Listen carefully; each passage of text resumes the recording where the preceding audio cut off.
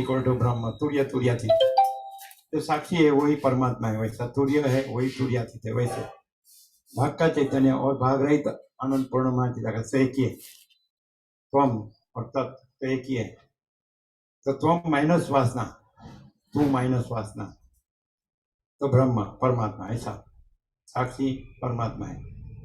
फिर अयम आत्मा ब्रह्म, आत्मा माइनस वासना इक्वल टू ब्रह्म, प्रज्ञानम ब्रह्म, तो बुद्धि माइनस वासना इक्वल टू प्रज्ञा ब्रह्म, ऐसा तो करना पड़ता है।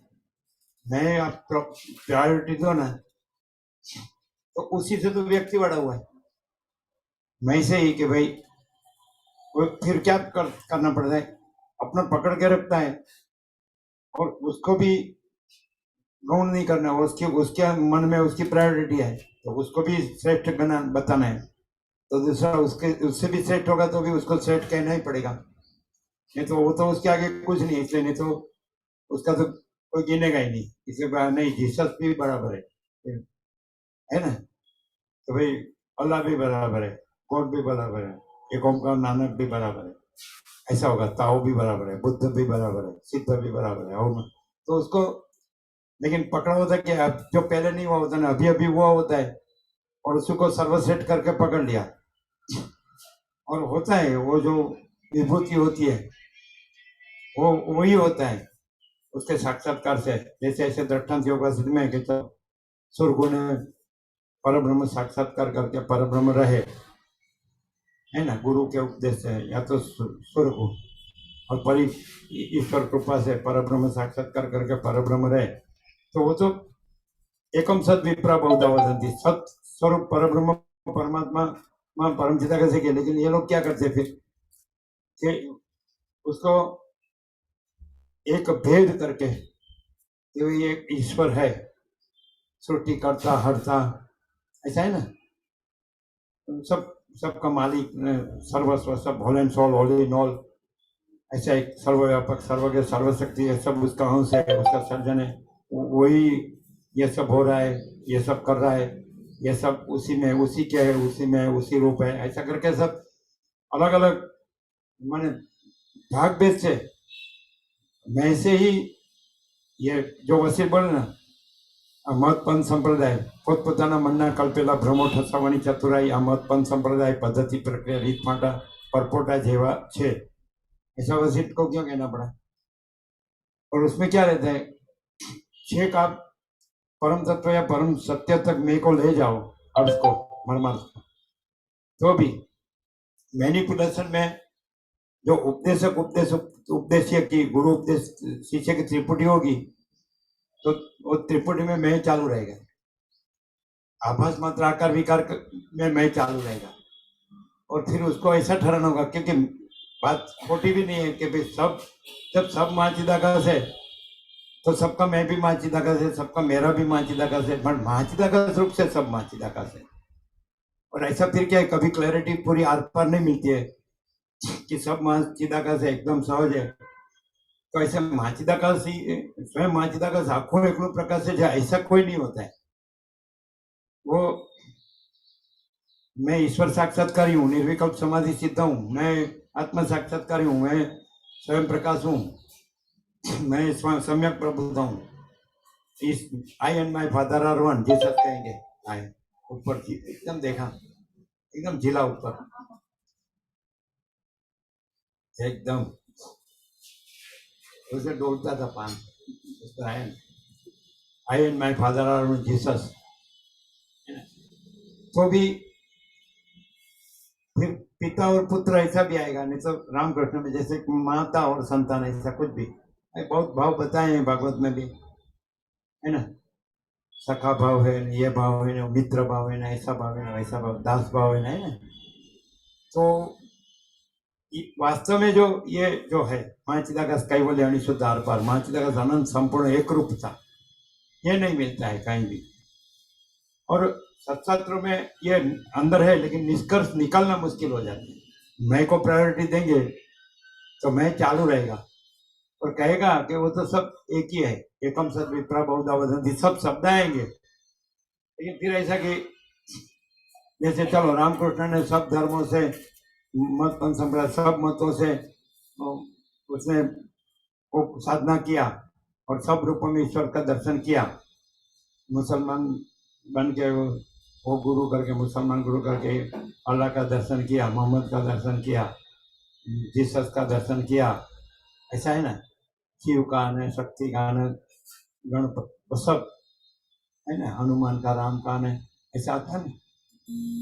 तो फिर वो ये एक ही है, ये सब एक ही चैतन्य है, ऐसा बोलने में आएगा, लेकिन वो फिर प्रायोरिटी में क्या जाएगा कि मैं वो ही हूं।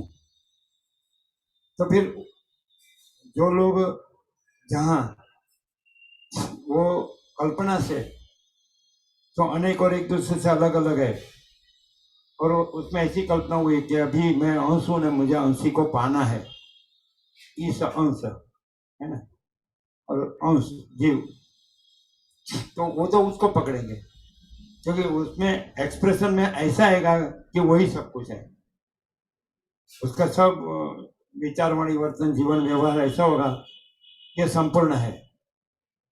तो वास्तव में महाचिदाकाश अनंत संपूर्ण एक रूपता ये यहाँ है। यहाँ कोई एक अंश है, जीव है, व्यक्ति है, फिर वो ऐसे ठहरा है कि वो तो मैं वो रूप से वो हूं, ये तो मेरा खाली एक आभास मात्र रूप है, ये मैं नहीं हूं। तो आभास मात्र रूप को ही पकड़ेंगे, ऐसा समझे। फिर थोड़ा कॉन्ट्राडिक्शन होता है कि वो तो वही है सब कुछ, होल एंड सोल, परमचिदा का सबसे बड़ा सब कुछ है, तो वो अपने में वही है। निर्मल शीतल भ्रम के लिए रात है ना, ऐसा होता है ना। और इसमें ऐसा नहीं होगा, इसमें मान लगे उसमें से एक अनंत महासागर है, तो अपने में अनंत महासागर अपने में अनंत मोजा है, तो वो अपने में अनंत महासागर ही रियलाइज करेगा, मन स्वस्थ समय अपने से अनुभव में आएगा, एकदम ब्रह्म की लहराएगी, निर्मल शीतल आती है, आपको नहीं आती है, यहाँ तो फुल फोकस है, समझ में आता। तो ऐसा इसमें नहीं होगा, ये मैं हूं और मैंने अनंत स्वच्छ जो महाआकाश है वो अनंत स्वच्छ महाचिदाकाश रूप में मुझे उसका ज्ञान होता है, अनुभूति होता है, ऐसा नहीं होगा। स्वयं महाचिदाकाश आखूं एक प्रकाश है, तो वो अपने में जो भी कुछ है वो वही है, अनंत महासागर में जो भी कुछ है वो अनंत महासागर ही है।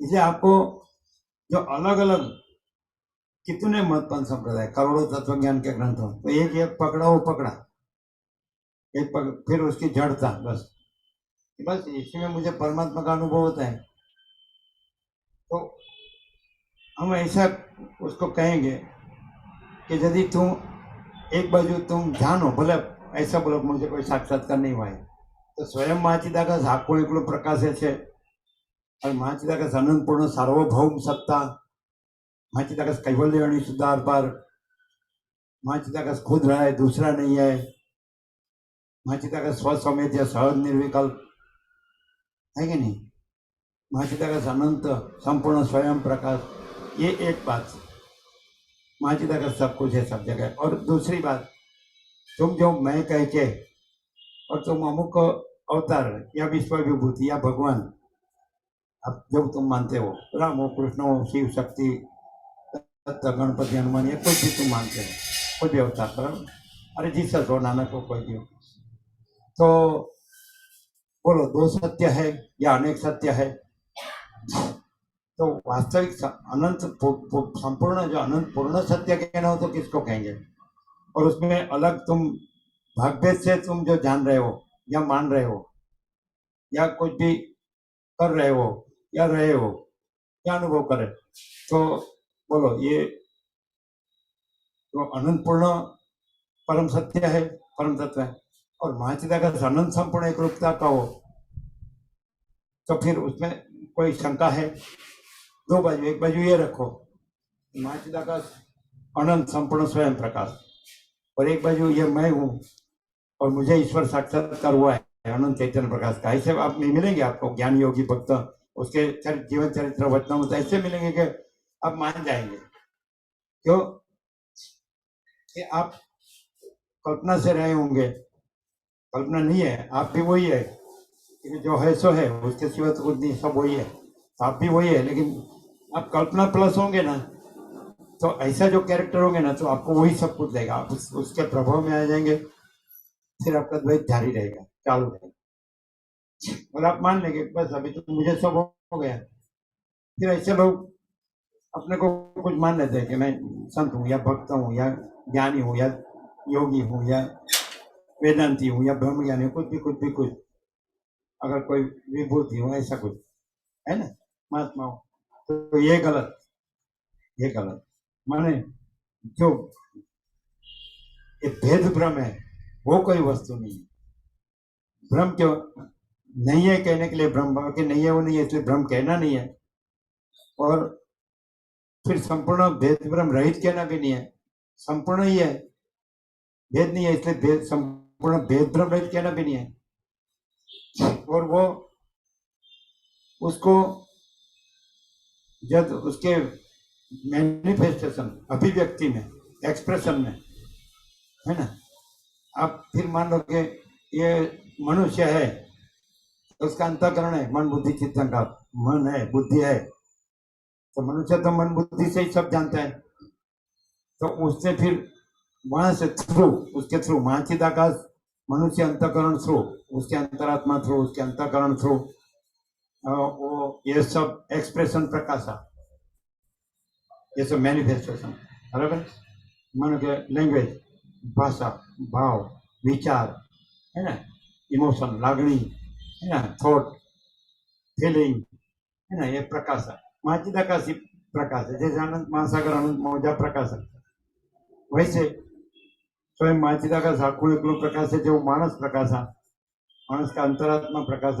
अंतःकरण प्रकाश, उसका प्राण ज्ञानेन्द्रिय कर्मेंद्रिय प्रकृति देह, उसका आत्मा साक्षी और जीव सब प्रकाश है, मोजा के जैसे। अनंत महासागर अपने में मोजा प्रकाश है, तो अनंत महासागर ही है, वो प्रकाश के फिर बहुत कुछ प्रकाश है, ये सब दिख रहा है, मानस बुद्धि से ये सब कर रहा है ना, लेकिन वो अपने आप में अपने आप ही है, स्वयं महाचिदाकाश आंखों एकलू प्रकाश है, तो कोई भी एक्सप्रेशन होगा तो वहां से महाचिदाकाश अपने में एकदम क्लियर है कि जो भी कुछ है सब मेरे में मैं ही हूँ, महाचिदाकाश मेरे में, मैं महाचिदाकाश मेरे में, मैं महाचिदाकाश हूँ, सब कुछ all and soul, all in all. महाचिदाकाश अपने में ऐसा सहज है, स्वसंवेद्य, अपने से अनुभव में आने वाला महाचिदाकाश अनुभव अपने में, महाचिदाकाश, महाचिदाकाश अनुभव, अनुभव महाचिदाकाश, वाइस वर्षा। तो अनुभव भी दूसरा नहीं है, ज्ञान भी दूसरा नहीं है, संबित भी दूसरा नहीं है, बोध भी दूसरा नहीं है, चैतन्य भी दूसरा नहीं है, प्रकाश भी दूसरा नहीं, तेज ज्योति भी, मैंने महाचिदाकाश। तो एक्सप्रेशन महाचिदाकाश प्रकाश सबसे नजदीक का, महाचिदाकाश के नजदीक का मानस में, उसके अंतरात्मा में, उसके साक्षी में या आत्मा में या उसके अंतःकरण में या हृदय में, उसके विचार में या उसके भाव में, उसका एकदम जो एक्सप्रेशन भी अधिष्ठान ही हो, तो ऐसा एक्सप्रेशन तो महाचिदाकाश ही है, सब वही है, सब वही मैनिफेस्ट हो रहा है, अभिव्यक्त हो रहा है, प्रकाश रहा है ना। तो दूसरा मैनिपुलेशन भी गोठवनी पॉसिबल नहीं है, दूसरा अर्थ में जाए ऐसी, है कि नहीं। लेकिन आप महाचिदाकाश कहो और मैं कहो तो वो महाचिदाकाश ही है और मैं भी महाचिदाकाश ही है, लेकिन ये जो एपियरेंस है, महाचिदाकाश एपियरेंस है, तो मैं कहने से कब तक गड़बड़ हो सकती है, महाचिदाकाश कहने से एकदम दम के ले रहे हैं, महाचिदाकाश कहने से कब तक गड़बड़ कभी नहीं होती, क्लियर होता है। यह हमारा संपूर्ण स्वानुभव है, हमको कभी ऐसा नहीं होता ये मैं हूँ और मुझे अनंत संपूर्ण महाचिदाकाश रियलाइजेशन है, अनुभूति है, दर्शन है, साक्षात्कार है, ऐसे नहीं होगा। स्वयं महाचिदाकाश आखों एकलू प्रकाश है, केवल स्वस्वरूप केवल महाचिदाकाश है, स्वयं सिद्ध, स्वयं प्रकाश, स्वयं पूर्ण स्वस्वरूप, तो मैं वही है, अरे सब कुछ वही है। अब कोई भी मैनिफेस्टेशन है, कोई भी एक्सप्रेशन है, बड़ा छोटा, भला बुरा, समष्टि व्यष्टि और सूक्ष्म स्थूल या कारण कार्य, अखिल सचराचर महाआकाश से लेके पृथ्वी ग्रह तक सब माँ चिदाकाश ही है, माँ चिदाकाश प्रकाश ही है, क्योंकि माँ चिदाकाश अपने में माँ चिदाकाश है और विकल्प के लिए जगह ही नहीं है, विकल्प कहना ही नहीं है, क्योंकि जो अनंत संपूर्ण है ना, हमारे अनुभव में ऐसा है, हम माने ये हम अलग है ऐसा नहीं, सब माँ चिदाकाश है, एकदम सहज है ऐसा समझाते हैं। माँ चिदाकाश स्वयं सहज संपूर्ण सर्वस्व ऐसा, माँ चिदाकाश ज्योति अनंत अखंड अभेद। तो हमको मैं कहने से भी गफलत गड़बड़ नहीं होती है, और सबका मैं हम जाने सुने जाने अनुभवे तो भी हमको गफलत गड़बड़ नहीं होती। जैसे माँ चिदाकाश खुद में जो भी कुछ सब कुछ माँ चिदाकाश ही है, माँ चिदाकाश खुद में सब माँ चिदाकाश ही है, तो वैसे हमको प्रकाश रहता है। माने ये मैं हूं और सब माँ चिदाकाश है और मैं माँ चिदाकाश हूं, ऐसे नहीं, भाग भेद है और वो भाग रहित और अभेद है ऐसे नहीं, सब एक ही माँ चिदाकाश है ऐसा, ऐसा सहज है। तो ये प्रकाश ऐसे हो रहा है वो भी आपको मालूम पड़ता होगा। प्रकाश में आपको कभी भी कोई ये है ये वो है, फिर ये है, फिर वो माँ चिदाकाश है, ये वो है, फिर नहीं, माँ चिदाकाश ही माँ चिदाकाश है ऐसा जो है सो है, समझ में आता है। तो जैसे ये पूरा सारा का सारा पूरा का पूरा आनंद चैतन्य प्रकाश है ना, घन भरपूर परिपूर्ण सर्वत्र सदा, माने उसको कोई व्याकरण की जरूरत नहीं है, उसको विचारवाणी शब्द की जरूरत नहीं, और प्रकाश ही प्रकाश, आंखों प्रकाश बोले ना, तो आंखों प्रकाश, तो ये सब जो भी है वो प्रकाश ही है। माने ये सब ऐसा दूसरा नहीं है कि मैं हूं ये तू है ये वो है यह है, ऐसा नहीं, आंखों प्रकाश, बस आंखों प्रकाश से ऐसा बोलो, यह है माँ चिदाकाश, यह है जो है सो है, जरूरत है। तो ये जो प्रकाश है तो ये उपचार नहीं है, ये माँ चिदाकाश आनंद संपूर्ण स्वयं प्रकाश ही है। उसको आप उसमें कोई भी कुछ दूसरा है ऐसा मत सुनो, ऐसा मत जानो, ऐसा मत अनुभव, ऐसा मत रहो, ऐसा मत करो, ऐसा मत रहो, सब महाचिदाकाश महाचैतन्य प्रकाश है। तो फिर आप कोई उसका अनुभवी अनुभव अनुभव्य ऐसा भेद नहीं है, त्रिपुटी ज्ञाता ज्ञान ज्ञेय दृष्टा दर्शन दृश्य साक्षात्कारी साक्षात्कार और साक्षात्कार का वस्तु, ऐसा सूर्य जैसे अखंड सूर्य है वैसे महाचिदाकाश भी अखंड चैतन्य है ऐसा, बराबर। तो ये सब चैतन्य ही है। फिर आपको लगेगा कि चैतन्य आकाश जैसा शून्य दिखता है, वायु जैसा दिखता है, तेज अग्नि जैसा दिखता है, जल जैसा दिखता है, पृथ्वी जैसा दिखता है, फिर ये प्राणी पदार्थ व्यवहार जैसा दिखता है, फिर सूर्य चंद्र तारा जैसा दिखता है, आकाश गंगा जैसा दिखता है, और अभी तो सामान्य ज्ञान में तो फिर अनंत रूप रूपांतर में दिखता है। माँ चिदाकाश है जो है सो है, और उसको ऐसा कहे, थोड़ा भी भेद से समझाने जाए कि यह सब है और माँ चिदाकाश ये सब है, वही सब हो रहा है, वही सब कर रहा है, तो जो भी हो रहा है जो भी कर रहा है वो माँ चिदाकाश, ऐसे नहीं, माँ चिदाकाश केवल माँ चिदाकाश ऐसा, बराबर ही है, माँ चिदाकाश केवल माँ चिदाकाश ही है कि नहीं। तो फिर ऐसा एक्सप्रेशन या मैनिफेस्टेशन या उपचार या अभिव्यक्ति ऐसा कुछ नहीं, ऐसा कोई भेद नहीं, माने ऐसा माँ चिदाकाश ज्योति अनंत अखंड भेद, माँ चिदाकाश ज्योति महाधातु महासामान्य, माँ चिदाकाश ज्योति महासत्ता महा चैतन्य, माँ चिदाकाश ज्योति महाआनंद महाशांति, कई बोले सदा एक रूप ऑल इज वन, कई बोले परम निर्मलता परम शीतलता। तो ये इसलिए इसमें जैसे ऐसे मुझे विचार आया, मुझे ऐसा भाव हुआ, मुझे ऐसी कल्पना हुई, तो महाचिदाकाश डायरेक्ट आपको ले लेना चाहिए ऐसा कि मैं अनंत महासागर है ना, तो मुझे मैं अनंत महासागर अपने में चक्री हुआ या तरंग हुआ या फीण हुआ या परपट हुआ, और मैं अनंत महासागर अपने में अनंत महासागर ही हूं। ऐसा माने चक्री भी, तरंग भी, फीण भी, परपट भी और कुछ भी, नाम रूप उत्पत्ति स्थिति लय अनंत, एक दूसरे से अलग अलग कुछ नहीं। मैं अनंत अनंत महासागर ही हूं, मैं अनंत महाचिदाकाश ही हूं। तो क्योंकि जब यहाँ आप सरल श्रवण कर रहे हैं तो ऐसा लगेगा कि मैं से वक्तव्य होता है, मैं से श्रोतव्य श्रवण होता है ना। तो वो मैं है, वो वक्ता श्रोता है या वक्तव्य श्रोतव्य है, और वक्तव्य श्रोतव्य का जो विषय है महाचिदाकाश, तो वो कुछ अलग अलग नहीं है, सब अनंत महाचिदाकाश महासागर ही है। क्लियर होता है? तो ऐसा है, प्रकाश प्रकाश ही है, तो फिर उपचार नहीं है, फिर अलग अलग कुछ नहीं है। कई बोले सदा एक रूप ऑल इज वन, ऐसा है, सब महाचिदाकाश से एकदम सहज है, ऐसा है। और उसका फिर एक्सप्रेशन भी अनंत है, अभिव्यक्ति भी अनंत है, विभूति भी अनंत है, लेकिन वो अलग नहीं है, एक्सप्रेशन अलग नहीं है, विभूति अलग नहीं है, अभिव्यक्ति अलग नहीं है। भाग पाड़ के कुछ नहीं जानना है, भाग रहित अनंत पूर्ण महाचिदाकाश है। मैं कहूँ तो भी वही है, तू कहो तो भी वही है, वह कहो तो भी वही है, यह कहो तो भी वही है। मन फिर मैं तो वही है ऐसा अलग कहना नहीं है, एकदम ब्रह्म के ले रहा आती है ना, एकदम निर्मल सीता। तो बस महाचिदाकाश अपने में सब महाचिदाकाश है कि नहीं, सब माने दूसरा कुछ है, और वो सब महाचिदाकाश ऐसे नहीं, महाचिदाकाश सब माने भी महाचिदाकाश, महाचिदाकाश अपने में सब महाचिदाकाश, बराबर, परम चिदाकाश।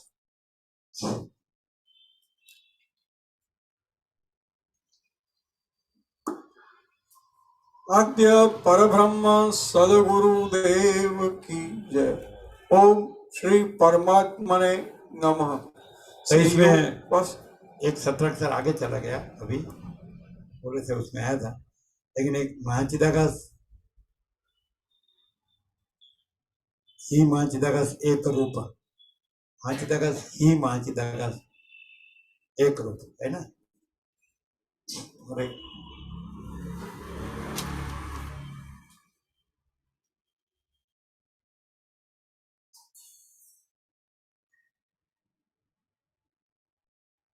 और महाचिदाकाश स्वयं सब महाचिदाकाश है, ये भी 17 अक्षर है, माने दूसरा सब है और वो महाचिदाकाश, ऐसा नहीं, महाचिदाकाश स्वयं सब महाचिदाकाश है, ऐसा।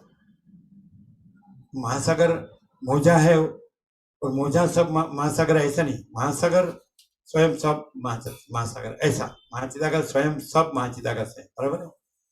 और महाचिदाकाश वो एक रूप बताया ना, महाचिदाकाश ही महाचिदाकाश है ना, एक रूप है ना, माने वो दूसरा सब भाषता है और फिर वो दूसरा सब महाचिदाकाश, ऐसा नहीं।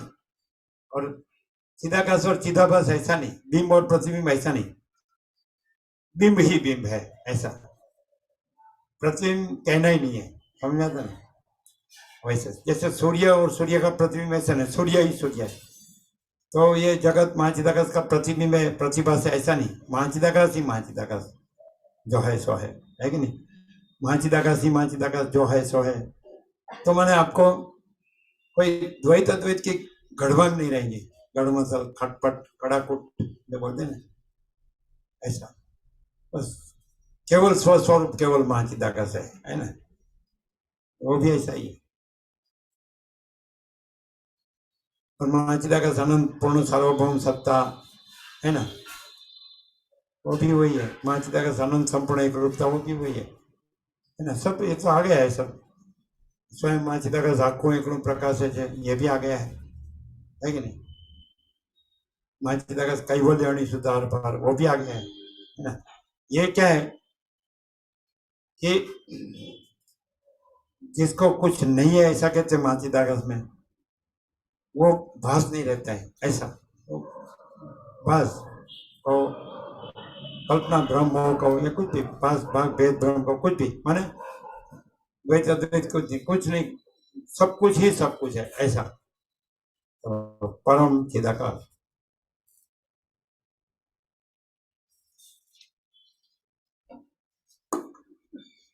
श्री योग वासिष्ठ महारामायण स्थिति प्रकरण સર્ગ 39મો રામને પ્રબોધ કરવા માટે વશિષ્ઠનો વિચાર, પેજ નંબર 489, 489.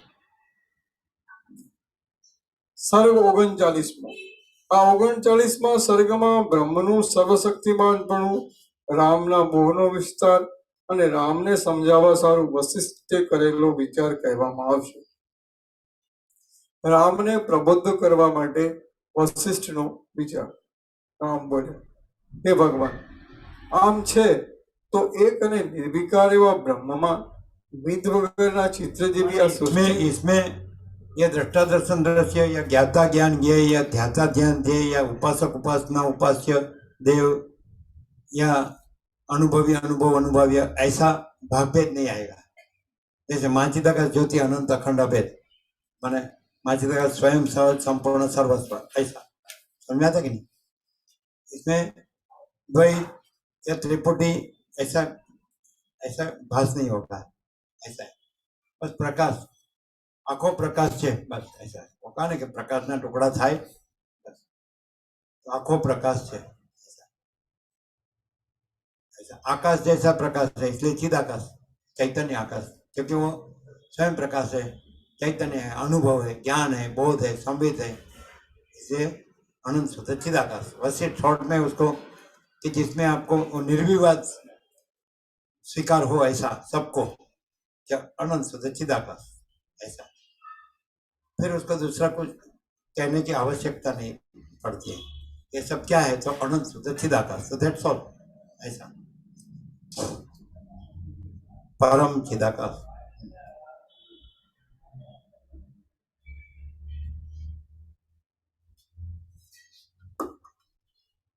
રામ બોલ્યા, હે ભગવાન, આમ છે તો એક અને નિર્વિકાર એવા બ્રહ્મમાં ભીત વગરના ચિત્ર જેવી આ સૃષ્ટિની ઉત્પત્તિ ક્યાંથી થઈ? એ મહાત્મા આ મને કહો. વશિષ્ઠ બોલે, હે રાજકુમાર, જે બ્રહ્મ તત્વ છે તે જ આ જગત રૂપે દેખાવ આપે છે.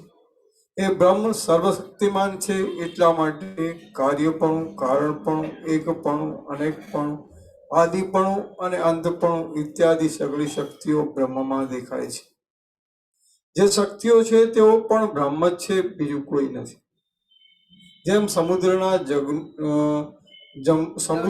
જળનું પૂર ચંદ્રના ઉદયને લીધે પ્રફુલ્લિત થઈ તરંગોના નાચ આદિ અનેક આકારો દેખાડતું જોવામાં આવે છે, તેમ પરમાત્મા પણ પોતાના ચૈતન્યપણાને લીધે જીવપણાને અને કર્મમય, વાસનામય તથા મનોમય સગળી શક્તિઓને એકઠી કરે છે, દેખાડે છે, ધારી રાખે છે, शक्ति माने ઉત્પન્ન કરે છે. भास नहीं शक्यता, लेकिन वो भास नहीं है, महाचिदाकाश ही है, ऐसा। ये सब महाचिदाकाश सपने में ये सब भास की शक्यता है, उसको शक्ति कहते हैं। लेकिन भास और भास की शक्यता और ऐसा कोई महाचिदाकाश में अलग दूसरी सत्ता प्रकाश नहीं है। महाचिदाकाश सपने में महाचिदाकाश सत्ता प्रकाश ही है, ऐसा। दूसरा सत्ता प्रकाश नहीं है, ऐसा परम चिदाकाश।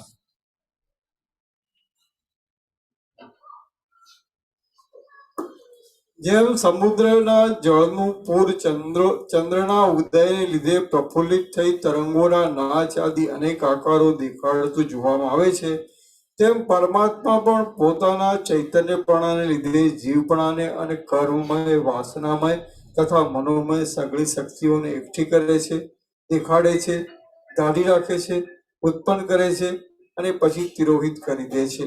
સગળા જીવોની, સગળા દેખાવોની અને સગળા પદાર્થોની ઉત્પત્તિ સર્વદા બ્રહ્મથી જ થયા કરે છે. જેમ સમુદ્રના તરંગો સર્વદા સમુદ્રમય જ છે, સમુદ્રમાંથી જ ઉત્પન્ન થાય છે અને પાછા સમુદ્રમાં જ પ્રવેશ કરે છે, તેમ સગળા પદાર્થો સર્વદા બ્રહ્મમય જ છે, બ્રહ્મમાંથી જ ઉત્પન્ન થાય છે અને પાછા બ્રહ્મમાં જ સમાઈ જાય છે. રામ બોલ, હે ભગવાન, આ આપના વાક્યોનો સંદર્ભ પરસ્પરથી અત્યંત વિરુદ્ધ જણાય છે, આથી તેનો અભિપ્રાય મારા સમજવામાં આવતો નથી. જેને ઇન્દ્રિયો પહોંચતી ને એવું નથી એવું જેને છ ઇન્દ્રિયો પહોંચતી નથી એવું ચૈતનાત્મક બ્રહ્મ ક્યાં અને જળરૂપ આ પ્રપંચની રચના ક્યાં? ચૈતન્યમાંથી જળ ઉત્પન્ન થાય છે એમ કહેવું જ સંભવતું નથી. જો આ પ્રપંચ બ્રહ્મથી ઉત્પન્ન થયો હોય તો બ્રહ્મ જેવો જ હોવો જોઈએ. જે જેમાંથી ઉત્પન્ન થયેલું હોય તે તેવું જ હોવું જોઈએ એવો નિયમ દેખાય છે. જેમ કે દીવામાંથી ઉત્પન્ન થયેલો દીવો દીવો જેવો જ હોય, દીવા જેવો જ હોય છે. પુરુષથી ઉત્પન્ન થયેલો પુરુષ પુરુષ જેવો જ હોય છે અને ધાન્યથી ઉત્પન્ન થયેલું ધાન્ય ધાન્ય જેવું જ હોય છે. આમ છે તેથી પ્રપંચ જો નિર્વિકાર બ્રહ્મથી ઉત્પન્ન થયું હોય તો નિર્વિકાર જ હોવું જોઈએ, પણ જડ ન હોવું જોઈએ. હવે જગત બ્રહ્મથી ઉત્પન્ન થયું છે એટલે પ્રપંચ તો જડ જ છે. આમ જ્યારે તે જળ છે ત્યારે તે પરમાત્માથી જુદો છે. આથી નિષ્કલંક પરમાત્મામાં જળ પદાર્થની ઉત્પત્તિરૂપ કલંક પ્રાપ્ત થાય છે. વશિષ્ઠ બોલે, હે રામ, જે કંઈ આ જગત દેખાય છે તે બ્રહ્મ જ છે. બ્રહ્મમાં કોઈ પ્રકારનો મેલ છે જ નહીં. સમુદ્રમાં તરંગોના સમૂહો રૂપે જળ જ સ્ફુરે છે પણ ધૂળ સ્ફુરતી નથી. તેમ બ્રહ્મમાં પ્રપંચ રૂપે ચૈતન્ય જ સ્ફુરે છે પણ જળ સ્ફુરતું નથી. હે રઘુવર, જેમ અગ્નિમાં ઉષ્ણપણા વિના બીજી કોઈ કલ્પના જ નથી તેમ બ્રહ્મમાં ચૈતન્યપણા વિના બીજી કોઈ કલ્પના જ નથી. રામ બોલે, હે બ્રહ્મણ, બ્રહ્મ તો દુઃખરહિત છે ત્યારે બ્રહ્મથી ઉત્પન્ન થયેલું જગત દુઃખમય જ છે. માટે બ્રહ્મની અને જગતની એકતા ન જ હોવી જોઈએ. आम छता आप एकता कहो छो। ये दोनों शब्दों का एग्जैक्ट मीनिंग चाहिए कि ब्रह्म में ब्रूह धातु है। ब्रूह बृहदात ब्रह्म, बृहद बृहद माने क्या? बड़ा नहीं, हाँ तो बड़ा, बस बड़ा। और चैतन्य का अर्थ होता है चित चेतयति, चित धातु है देव भाषा में। ब्रह्म में ब्रूह धातु है, बृहदात ब्रह्म, बड़ा होने से माने बड़ा। और चित चेतयति, प्रकाशयति माने प्रकाश। ब्रह्म माने बड़ा और चैतन्य माने प्रकाश, तो बड़ा प्रकाश, बस।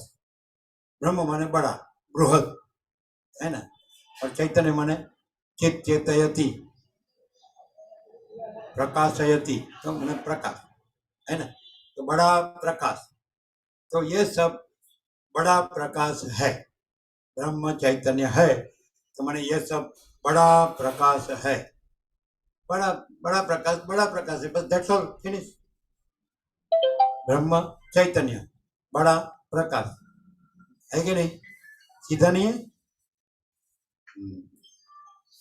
परम चिदाकाश शब्दों से फिर कोई उलझन नहीं रहनी चाहिए, नफरत गड़बड़ नहीं होनी चाहिए। ये क्या है क्या है, शब्दों के अर्थ में नहीं पढ़ने का, सीधा डायरेक्ट प्रकाश प्रकाश है बस। तो ये सब ब्रह्म चैतन्य है, उसका अर्थ क्या है? तो यदि अपने को शब्दों का अनुभव न हो तो सीधा सीधा अनुभव हो ऐसा अर्थ में ले जाने का। ये बड़ा प्रकाश, ये सूर्य है तो बड़ा प्रकाश, ऐसा आकाश है तो एक बड़ा आकाश है ना, सब बड़ा बड़ा बड़ा ऐसा, तो बड़ा प्रकाश। चैतन्य माने प्रकाश, चित चेतयति है ना, प्रकाश है। अग्नि प्रकाशता है, सूर्य चंद्र तारा अग्नि बिजली प्रकाशता है। तो ये तो सब ज्योति समापित ज्योति। ये जो प्रकाश है महाचिदाकाश, वो सब अनंत चैतन्य प्रकाश है। माने ये सब प्रकाश रहा है, वो भी ऐसे अनंत महासागर मोजा प्रकाश रहा है। तो अनंत महासागर है वो प्रकाशों का प्रकाश, माने जो मोजा प्रकाश रहा है उसका भी प्रकाश, ऐसा करके मतलब कि दो नहीं है, जो प्रकाश रहा है और उसको प्रकाशने वाला जो है ज्योति समापित ज्योति, तो ऐसा दो नहीं है, सबने समझाते ना। और उसमें तो ऐसा कहता तमसा परमुच्यते है, तो अज्ञान अंधकार से तो अज्ञान अंधकार भी नहीं है। और ज्योतियों की ज्योति, फिर ये सब ज्योति आभास प्रकाश और स्वयं प्रकाश, ऐसा कुछ नहीं, बस बड़ा प्रकाश, बस बड़ा प्रकाश माने बड़ा प्रकाश। ये क्या है? तो ब्रह्म चैतन्य, तो बड़ा प्रकाश, मोटो प्रकाश, द ग्रेट लाइट, ऐसा है ना, बड़ा प्रकाश। वो बस यही सब कुछ है, वही सब कुछ है, बस सबसे महान प्रकाश है ना, महान प्रकाश, ऐसा परम चिदाकाश। ये बहुत सहज है। लेकिन जो लोग शब्दों से परिचित नहीं होते तो उसको लाइट नहीं होती है, और एकदम महान प्रकाश कहो तो लाइट हो जाती है। ऐसा सिंपल शब्दों में जो शब्द से मनुष्य वस्तुओं को अनुभव कर सके, है ना, तो वो मरमर से। तो आप ऐसा कहोगे ये सब एक, जैसे आकाश कैसा है, अनंत व्यापक महान, तो वैसे चिदाकाश अनंत व्यापक महान बड़ा। ऐसा कोई जगह नहीं जहाँ आकाश नहीं है, तो कोई जगह नहीं है जहाँ महाचिदाकाश नहीं है, ऐसा समझा ना। और महाचिदाकाश अपने में सब महाचिदाकाश है, ऐसा है ना। कोई जगह नहीं है जहाँ महाचिदाकाश नहीं है, और महाचिदाकाश अपने में सब महाचिदाकाश। जैसे कोई जगह नहीं जहाँ महाआकाश नहीं है, और महाआकाश अपने में सब महाआकाश है, सब यही है, बस वही है परम चिदाकाश ब्रह्म चैतन्य। फिर क्या होता है, वो ब्रह्म चैतन्य ही ऐसे अपने में वो वही है, वो महान प्रकाश ही है। वो अपने में, यदि आपको ये मैं हूँ और ये विश्व है ऐसा लगता हो, तो मैं भी वो महान प्रकाश है और वो विश्व भी वो महान प्रकाश है, ऐसा समझाता है नहीं। तो ऐसी जो दृश्य दृष्टि है वो भी वो महान प्रकाश ही है, दृष्टा दर्शन दृश्य वो भी वो महान प्रकाश ही है, ऐसा वो महान प्रकाश है, बस बड़ा प्रकाश ब्रह्म चैतन्य, सीधी बात। फिर मैनिपुलेशन नहीं करना है ना। जो मैनिपुलेशन करेंगे तो फिर अनंत एक रूप, अपने में अनंत एक रूप ही है, और अनंत अनेक रूप ऐसा वो अपने में प्रकाश है। तो भी स्वरूप से तो वो अनंत एक रूप ही है, स्वरूप में कोई भेद नहीं है। अभी आप वो अनंत स्वरूप में प्रकाश रहा ऐसा आप कहो, तो वो अनंत एक रूप ही अनंत स्वरूप में प्रकाश रहा है, ऐसा ही आपको जानना पड़ेगा कि ये सब है। तो एक ही सूर्य प्रकाश अनंत एक रूप, भूर्भुवः स्वः त्रैलोक्य भरपूर। तो प्रकाश ही अपने में ये उसके स्पंद चलन, फिर उसका ये सब अनंत रूप है ना।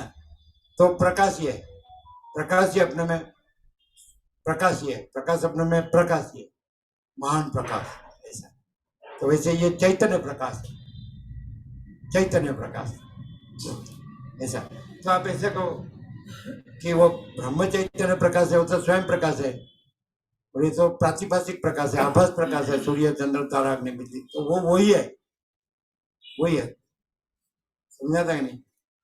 तो कहोगे दृष्टि में भेद क्यों लगता है, तो दृष्टि और भेद, वो भी दृष्टि और भेद नहीं है, और वो भी वो महान प्रकाश ही है, चैतन्य प्रकाश है, बड़ा बड़ा अनंत अनंत अनंत क्लियर है, ऐसा प्रकाश है बस।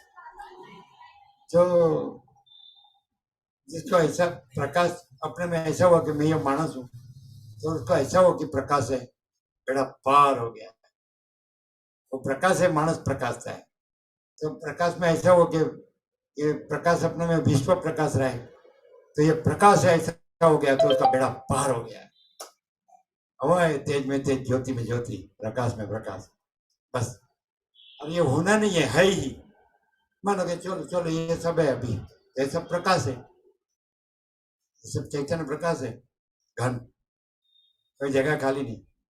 फिर आप बोले तो प्रकाश ये शून्य रूप में, आकाश रूप में भी प्रकाश है, तो प्रकाश है वायु रूप में, तेज रूप में, जल रूप में, अग्नि, पृथ्वी रूप में, प्राणी पदार्थ, कोई भी स्पंद या नो स्पंद, चलन या नो स्फलन, नो चलन, स्फुरण या नो स्फुरण, संवेदन या नो संवेदन, या कुछ भी भाषा है कि कुछ उसमें से कोई किसी का आविर्भाव हो रहा है, किसी का तिरोभाव हो रहा है, उत्पत्ति रहे, तो नहीं, प्रकाश अपने में प्रकाश ही है। तो जो भी कुछ प्रकाश चाहे वो प्रकाश ही है। चलो, आपको ऐसा लगता है कि उत्पत्ति, तो वो प्रकाश, उत्पत्ति प्रकाश है ना, तो प्रकाश है, उत्पत्ति प्रकाश है। आपको स्थिति प्रकाश है ना, तो स्थिति प्रकाश है। आपको लय प्रकाश है ना, तो लय प्रकाश है, माने प्रकाश है ऐसा। फिर उत्पत्ति स्थिति और लय, तो वो प्रकाश है, वो दूसरा नहीं है। जन्म जीवन मृत्यु, तो जन्म प्रकाश है, जीवन तो प्रकाश है, सुख दुख तो प्रकाश है, मृत्यु तो प्रकाश है कि नहीं?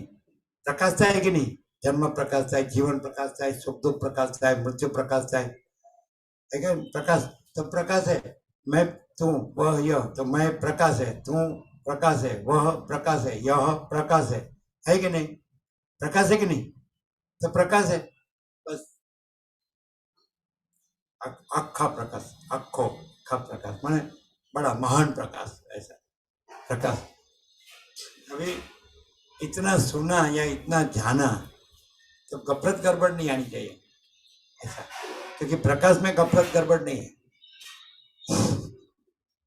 परम चिदाकाश, प्रकाश बस प्रकाश ही है ऐसा। तो ऐसा को कुछ भी तो ऐसा भासता है, प्रकाश है, प्रकाशता है, भासता ही नहीं।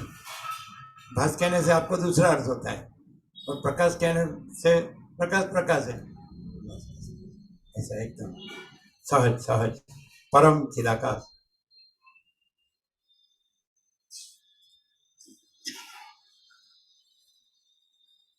जो मृत्यु में भी प्रकाश देखता है वो मृत्यु को नहीं देखता है ऐसा। जो दुख में भी दुख प्रकाशता है तो वहां प्रकाश देखता है, तो उसको दुख नहीं देख, वो दुख नहीं दिखता है। नहीं समझ में आ रहा? मृत्यु प्रकाशता है तो वहां प्रकाश को देखता है, तो मृत्यु नहीं दिखता है, क्योंकि प्रकाश में तो दो नहीं है, प्रकाश और मृत्यु। तो दुख दिखता है तो मृत्यु प्रकाशता है, तो वहां प्रकाश दिखता है तो दुख नहीं दिखता है। प्रकाश में दो तो नहीं है, प्रकाश और दुख, प्रकाश और मृत्यु। तो जन्म मृत्यु जरा व्याधि दुख दोषाणु दर्शन भी नहीं रहेगा, क्योंकि जन्म प्रकाशता है तो प्रकाश है, फिर उसमें प्रकाश और जन्म ऐसी दो वस्तु नहीं है। प्रकाश अपने में केवल प्रकाश, यह है आर पार परम चिदाकाश, सच्चा चोखा खुला आर पार। तो बस प्रकाश प्रकाश है, that's all. Direct, no immediate, 0 no compromise. चलो परम चिदाकाश। दृष्टा दिखता है तो दृष्टा प्रकाशता है, तो प्रकाश है, और प्रकाश अपने में प्रकाश और दृष्टा दो नहीं है ना। तो प्रकाश दर्शन प्रकाशता है तो प्रकाश है, प्रकाश अपने में प्रकाश और दर्शन दो नहीं है। दृश्य प्रकाशता है तो प्रकाश अपने में प्रकाश ही है, प्रकाश अपने में प्रकाश और दृश्य दो नहीं है। तो फिर दृष्टा दर्शन दृश्य समा गया, माने वो प्रकाश ही है, कोई दूसरा प्रकाश आने फिर वो प्रकाश में समय क्या प्रकाश रहा नहीं, प्रकाश प्रकाश ही है ऐसा। ऐसा जिसको रियलाइज हो ना तो प्रकाश ही रहा है। जिसको प्रकाश का प्रकाश हो गया ना, प्रकाश जहाँ ऐसा ऐसा प्रकाश प्रकाश आ गया, मैं हूँ, ये विश्व है, तो ऐसा हो गया कि प्रकाश मैं प्रकाश रहा है, तो प्रकाश में प्रकाश और मैं दूसरा नहीं है, प्रकाश ही है, इसलिए मैं है तो प्रकाश है। फिर प्रकाश विश्व प्रकाश रहा है, तो प्रकाश में प्रकाश और विश्व दो नहीं है, और विश्व कहते हैं वो प्रकाश है, तो प्रकाश ही है। तो ऐसा जो प्रकाश में प्रकाश रहा है वो फिर प्रकाश ही है ऐसा। फिर नो प्रॉब्लम, परम चिदाकाश है, प्रकाश है, तो उसमें अपने में नो प्रॉब्लम। और प्रकाश में जो कुछ नहीं है तो उसका भी नो प्रॉब्लम। प्रकाश अपने में केवल प्रकाश है तो नो प्रॉब्लम, और केवल प्रकाश अपने में दूसरा कुछ नहीं है, दूसरा कुछ होता नहीं है, तो उसका भी नो प्रॉब्लम। इसलिए परम समाधान, परम चिदाकाश। चलो मुझे प्रश्न होता है तो प्रश्न होता है नहीं, प्रश्न प्रकाशता है। प्रकाश के बगैर प्रश्न जानने में कैसे आएगा? तो प्रश्न प्रकाशता है, तो प्रकाश में प्रकाश और प्रश्न दो नहीं है, प्रकाश है और प्रश्न नहीं है, सॉल्यूशन ऐसा। मुझे विचार आता है तो प्रकाश विचार प्रकाशता है, तो प्रकाश में अपने में प्रकाश ही है, केवल अकेला शुद्ध प्रकाश अपने में प्रकाश और विचार दो नहीं है, इसे सॉल्यूशन प्रकाश ही है। जो प्रकाशता है तो प्रकाश ही प्रकाशता है, प्रकाश अपने में प्रकाश ही है, इसलिए प्रकाश अपने में दूसरा नहीं प्रकाशता है। प्रकाश ही प्रकाशता है, इसलिए प्रकाश अपने में प्रकाश ही प्रकाशता है, इसलिए प्रकाश अपने में दूसरा नहीं प्रकाशता है। क्लियर है? परम चिदाकाश।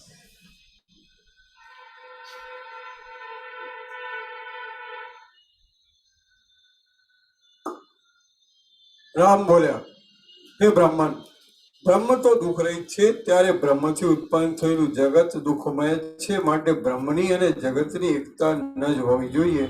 આમ છતાં આપ એકતા કહો છો, માટે આપના વચનનો અર્થ મારાથી સમજાતો નથી. કૌંસમાં છે. વાલ્મીકી બોલ્યા, આ પ્રમાણે રામચંદ્રજીએ શંકા કરી ત્યારે મુનિવર વશિષ્ઠજીએ રામને ઉપદેશ કરવાના સંબંધમાં વિચાર કર્યો કે હજી આ રામની બુદ્ધિ અત્યંત પ્રફુલ્લિત થઈ નથી, પણ કંઈક નિર્મળ થયેલી છે, અને તેથી તે જગત સંબંધી તર્કોમાં તણાતી જાય છે. જે પુરુષ બ્રહ્મ વિચારમાં પ્રવીણ થયો હોય, જાણવાનું જાણી ચૂક્યો હોય, અને જે પુરુષ વિવેકના બળથી મોહના ઉપાય રૂપે વાણીના પારને પહોંચ્યો હોય, તે પુરુષની દ્રષ્ટિથી તો બ્રહ્મમાં કોઈ પણ દોષ નથી, કારણ કે ચૈતન્ય રૂપ પરબ્રહ્મમાં ક્યાંય પણ જગતરૂપી મેલ છે જ નહીં. આ વિષય જ્યાં સુધી રામને ચોખ્ખે ચોખ્ખો કહેવામાં આવશે નહીં, ત્યાં સુધી રામને વિશ્રાંતિ મળશે નહીં. પરંતુ રામની બુદ્ધિ હજી સુધી પૂર્ણ વ્યુત્પન્ન કૌંસમાં પ્રવીણ થઈ નથી, તેથી અર્ધ વ્યુત્પન્ન થઈ છે. માટે રામની પાસે ચોખ્ખે ચોખ્ખી વાત કહી દેવી પણ અનુકૂળ પડે તેમ નથી. રામ હજી સુધી ભોગદ્રષ્ટિથી દ્રશ્યોની જ ભાવના કરે છે, એટલે તેમનો બુદ્ધમાં પ્રવેશ થતો નથી. જેને બ્રહ્મદ્રષ્ટિ પ્રાપ્ત થઈ હોય તેને ભોગની ઈચ્છા થાય જ નહીં. જ્યારે ભોગની ઈચ્છા કંઈ પણ ન રહી હોય ત્યારે જ સગુણ બ્રહ્મ છે એવા સિદ્ધાંતનો ઉપદેશ કરવો યોગ્ય છે. પ્રથમ તો ગુરુએ સમ દમ આદિ ગુણોથી શિષ્યને શુભ કરવો જોઈએ, અને પછી સગુણ બ્રહ્મ છે અને તું પણ શુદ્ધ બ્રહ્મ છે એવો બોધ કરવો જોઈએ. જે શિષ્ય અજ્ઞ હોય અને અડધું સમજેલો હોય તેને જે ગુરુ સગુણ બ્રહ્મ છે એવો બોધ આપે છે, તે ગુરુ શિષ્યને મોટા નરકોના સમૂહમાં જ નાખે છે. જેને ભોગોની ઈચ્છા ટળી ગઈ હોય, મનોરથો ન રહ્યા હોય, અને જેની બુદ્ધિ વ્યુત્પન્ન થઈ હોય તેવા મહાત્મા શિષ્યને જ બ્રહ્મમાં અવિદ્યારૂપી મેલ છે જ નહીં એમ ઉપદેશ કરવો યોગ્ય છે.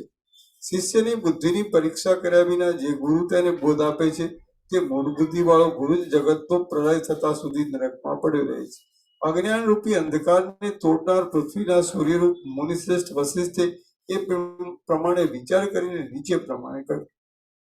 વશિષ્ઠ બોલે, હે નિષ્પાપ રામ, બ્રહ્મમાં પ્રપંચની કલ્પનારૂપ કલંક છે કે નહીં એ વાત તમે પોતાની મેળે સમજશો, અને નહીં સમજો તો તે વિષય સિદ્ધાંતના સમયમાં કૌંસમાં નિર્વાણ પ્રકરણમાં તમને કહેવામાં આવશે, પણ હમણાં કહેવામાં નહીં આવે. હમણાં તો તમે એટલું સમજો કે બ્રહ્મ સઘળી શક્તિઓ વાળું છે, સર્વવ્યાપક છે, અપરિચ્છિન્ન છે, અને જે સર્વ છે તે હું જ છું. તમે કેટલાયક ઇન્દ્રજાળ કરનારા લોકોને જુઓ છો, તેઓ માયાથી વિચિત્ર ક્રિયાઓ કરીને સાચાનું ખોટું કરી દે છે અને ખોટાને સાચું કરી દે છે. તે જ પ્રમાણે આત્મા પણ માયાથી રહિત હોવા છતાં પણ માયાવી જેવો છે. તે મોટી ઇન્દ્રજાળ કરનારો છે.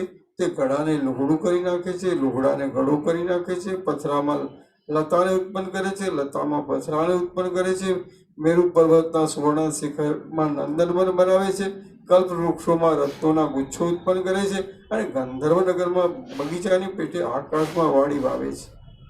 તે ભવિષ્યના આકાશમાં કલ્પનાથી નગરપણું કરી દે છે. જેમ ગંધર્વનગરના રાજાના અંતઃપુરમાં તે ઘણી રાણીઓને લાવી મૂકે છે, તેમ આકાશને નીલતાથી રહિત કરીને ધરતી પર લાવી મૂકે છે. જગતમાં જે કાંઈ છે, જે કાંઈ થશે અને જે કાંઈ થઈ ગયું છે તે સઘળું માણક્યોથી બાંધેલી ભૂમિકાઓમાં પડેલા આકાશના પ્રતિબિંબ જેવું છે. પરમાત્મા પોતે જ માયાની વિચિત્રતા પામીને સર્વદ્રશ્ય રૂપે પોતાનો જ દેખાવ આપે છે. એટલા માટે સર્વ સ્થળોમાં સર્વ પ્રકારોથી સઘળું જગત સંપૂર્ણ રીતે સંભવે છે અને વાસ્તવિક રીતે એક જ વસ્તુ છે. તો હે રામ, હવે હર્ષનો, ક્રોધનો કે વિસ્મયનો અવકાશ જ ક્યાં રહ્યો? આથી ધીરજવાળા પુરુષે સર્વદા સમતાથી જ રહેવું જોઈએ. સમતાથી સંયુક્ત થયેલો જ્ઞાની પુરુષ કદી પણ વિસ્મય, ગર્વ, મોહ, હર્ષ તથા ક્રોધ આદિ વિકારોને પ્રાપ્ત થતો નથી. જો સમતા પ્રાપ્ત ન થાય તો આ દેશ કાળવાળા જગતમાં વિચિત્ર રચનાઓ જોવામાં આવે છે. જેમ સમુદ્ર યત્ન વગર જ પોતામાં તરંગોની રચના કરે છે અને ઉત્પન્ન થયેલી રચનાનો તે તિરસ્કાર કરતો નથી, તેમ આત્મા યત્ન વગર પોતાના બ્રહ્માંડોની રચના કરે છે અને ઉત્પન્ન થયેલી રચનાનો તિરસ્કાર કરતો નથી. આથી સિદ્ધ થયું કે જેમ દૂધમાં ઘી રહ્યું છે, માટીમાં ગળો રહ્યો છે, તંતુમાં વસ્ત્ર રહ્યું છે અને બીજમાં વડ રહ્યો છે, તેમ આત્મામાં જ સઘળી શક્તિઓ રહેલી છે અને તેઓ પ્રગટતા પામીને વ્યવહારમાં આવે છે. આજે વ્યવહાર દ્રષ્ટિ કઈ તે એક જાતની કલ્પના જ છે. વાસ્તવિક રીતે જોતા જગત તરંગોની પેઠે રચાયેલું જ નથી. માટે જગતમાં કોઈ કરતા પણ નથી, ભોગતા પણ નથી અને કોઈનું વિધાન પણ નથી. કેવળ આત્મતત્વ સાક્ષી છે, નિષ્કલંક છે અને સમતાને લીધે કંઈ પણ ગરબડ નહીં પામતા સર્વદા પોતાના સ્વરૂપમાં જ રહેલું છે. એ આત્મતત્વની સત્તાથી જ આ સઘળો પ્રપંચ બને છે. જેમ દીવાની સત્તાથી પ્રકાશ પોતાની મેળે સર્વદા પોતાના સ્વરૂપમાં જ રહેલું છે.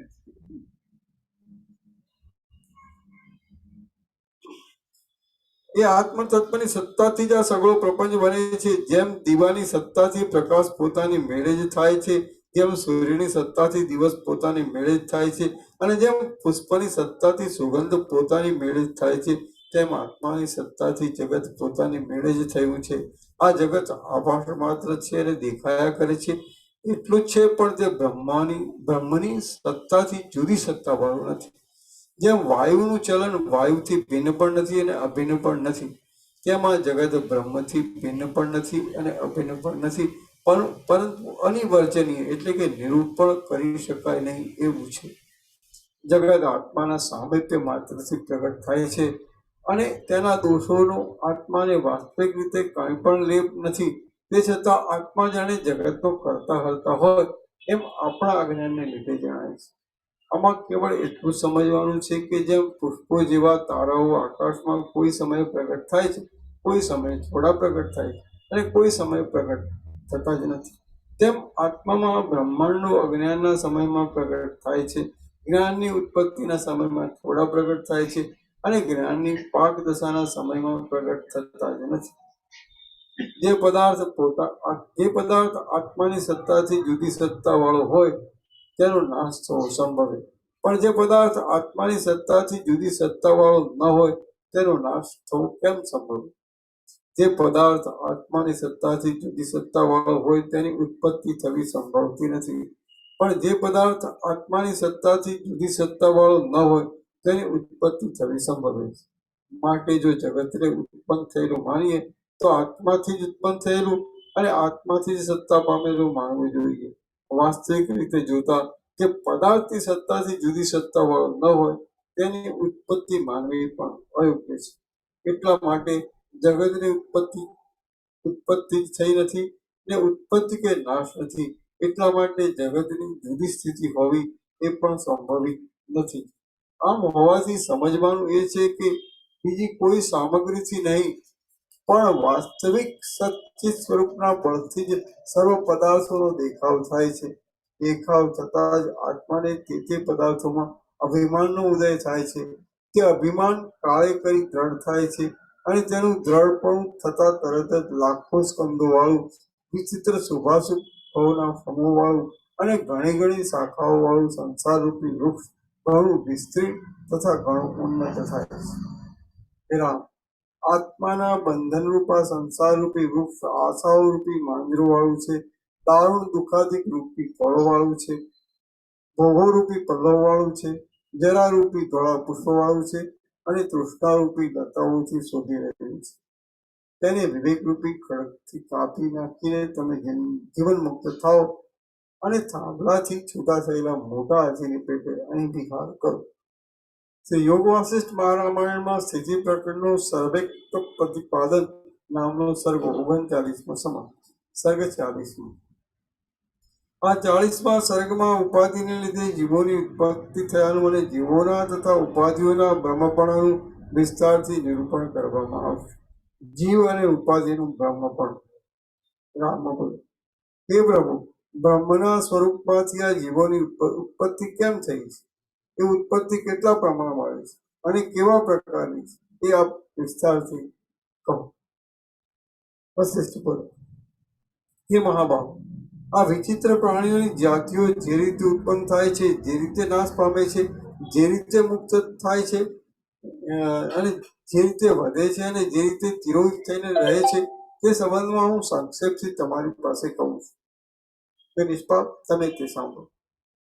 નિર્મળ પરબ્રહ્મ સંબંધી ચૈતન્ય શક્તિ પોતામાં રહેલી વાસનાઓના અનિયમિત રૂપ જાગવા રૂપ યદિચ્છાથી કલ્પના કરવા લાગતા પોતે સર્વશક્તિમાન હોવાને લીધે પ્રથમ ભવિષ્ય આકારોના સૂક્ષ્મ સ્ફુરણ રૂપે ગોઠવાય છે અને સૂક્ષ્મ સ્ફુરણ ચૈતન્ય શક્તિ ગાઢપણાને પ્રાપ્ત થઈને પાછળથી કંઈક વધારે કલ્પના કરવા લાગે છે ત્યારે મન રૂપે ગોઠવાય છે અને તે મન જીવની ઉપાધિ રૂપ કહેવાય છે.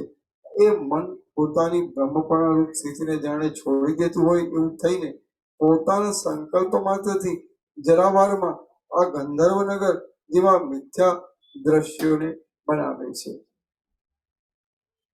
આ બનાવના કૌંસમાં લખ્યું છે, પ્રાતઃકાળે ઝાકળના સૂર્યના કિરણોના સંપર્કથી દેખાતા હરચંદના હાટડા જેવા મિથ્યા દ્રશ્યને બનાવે છે.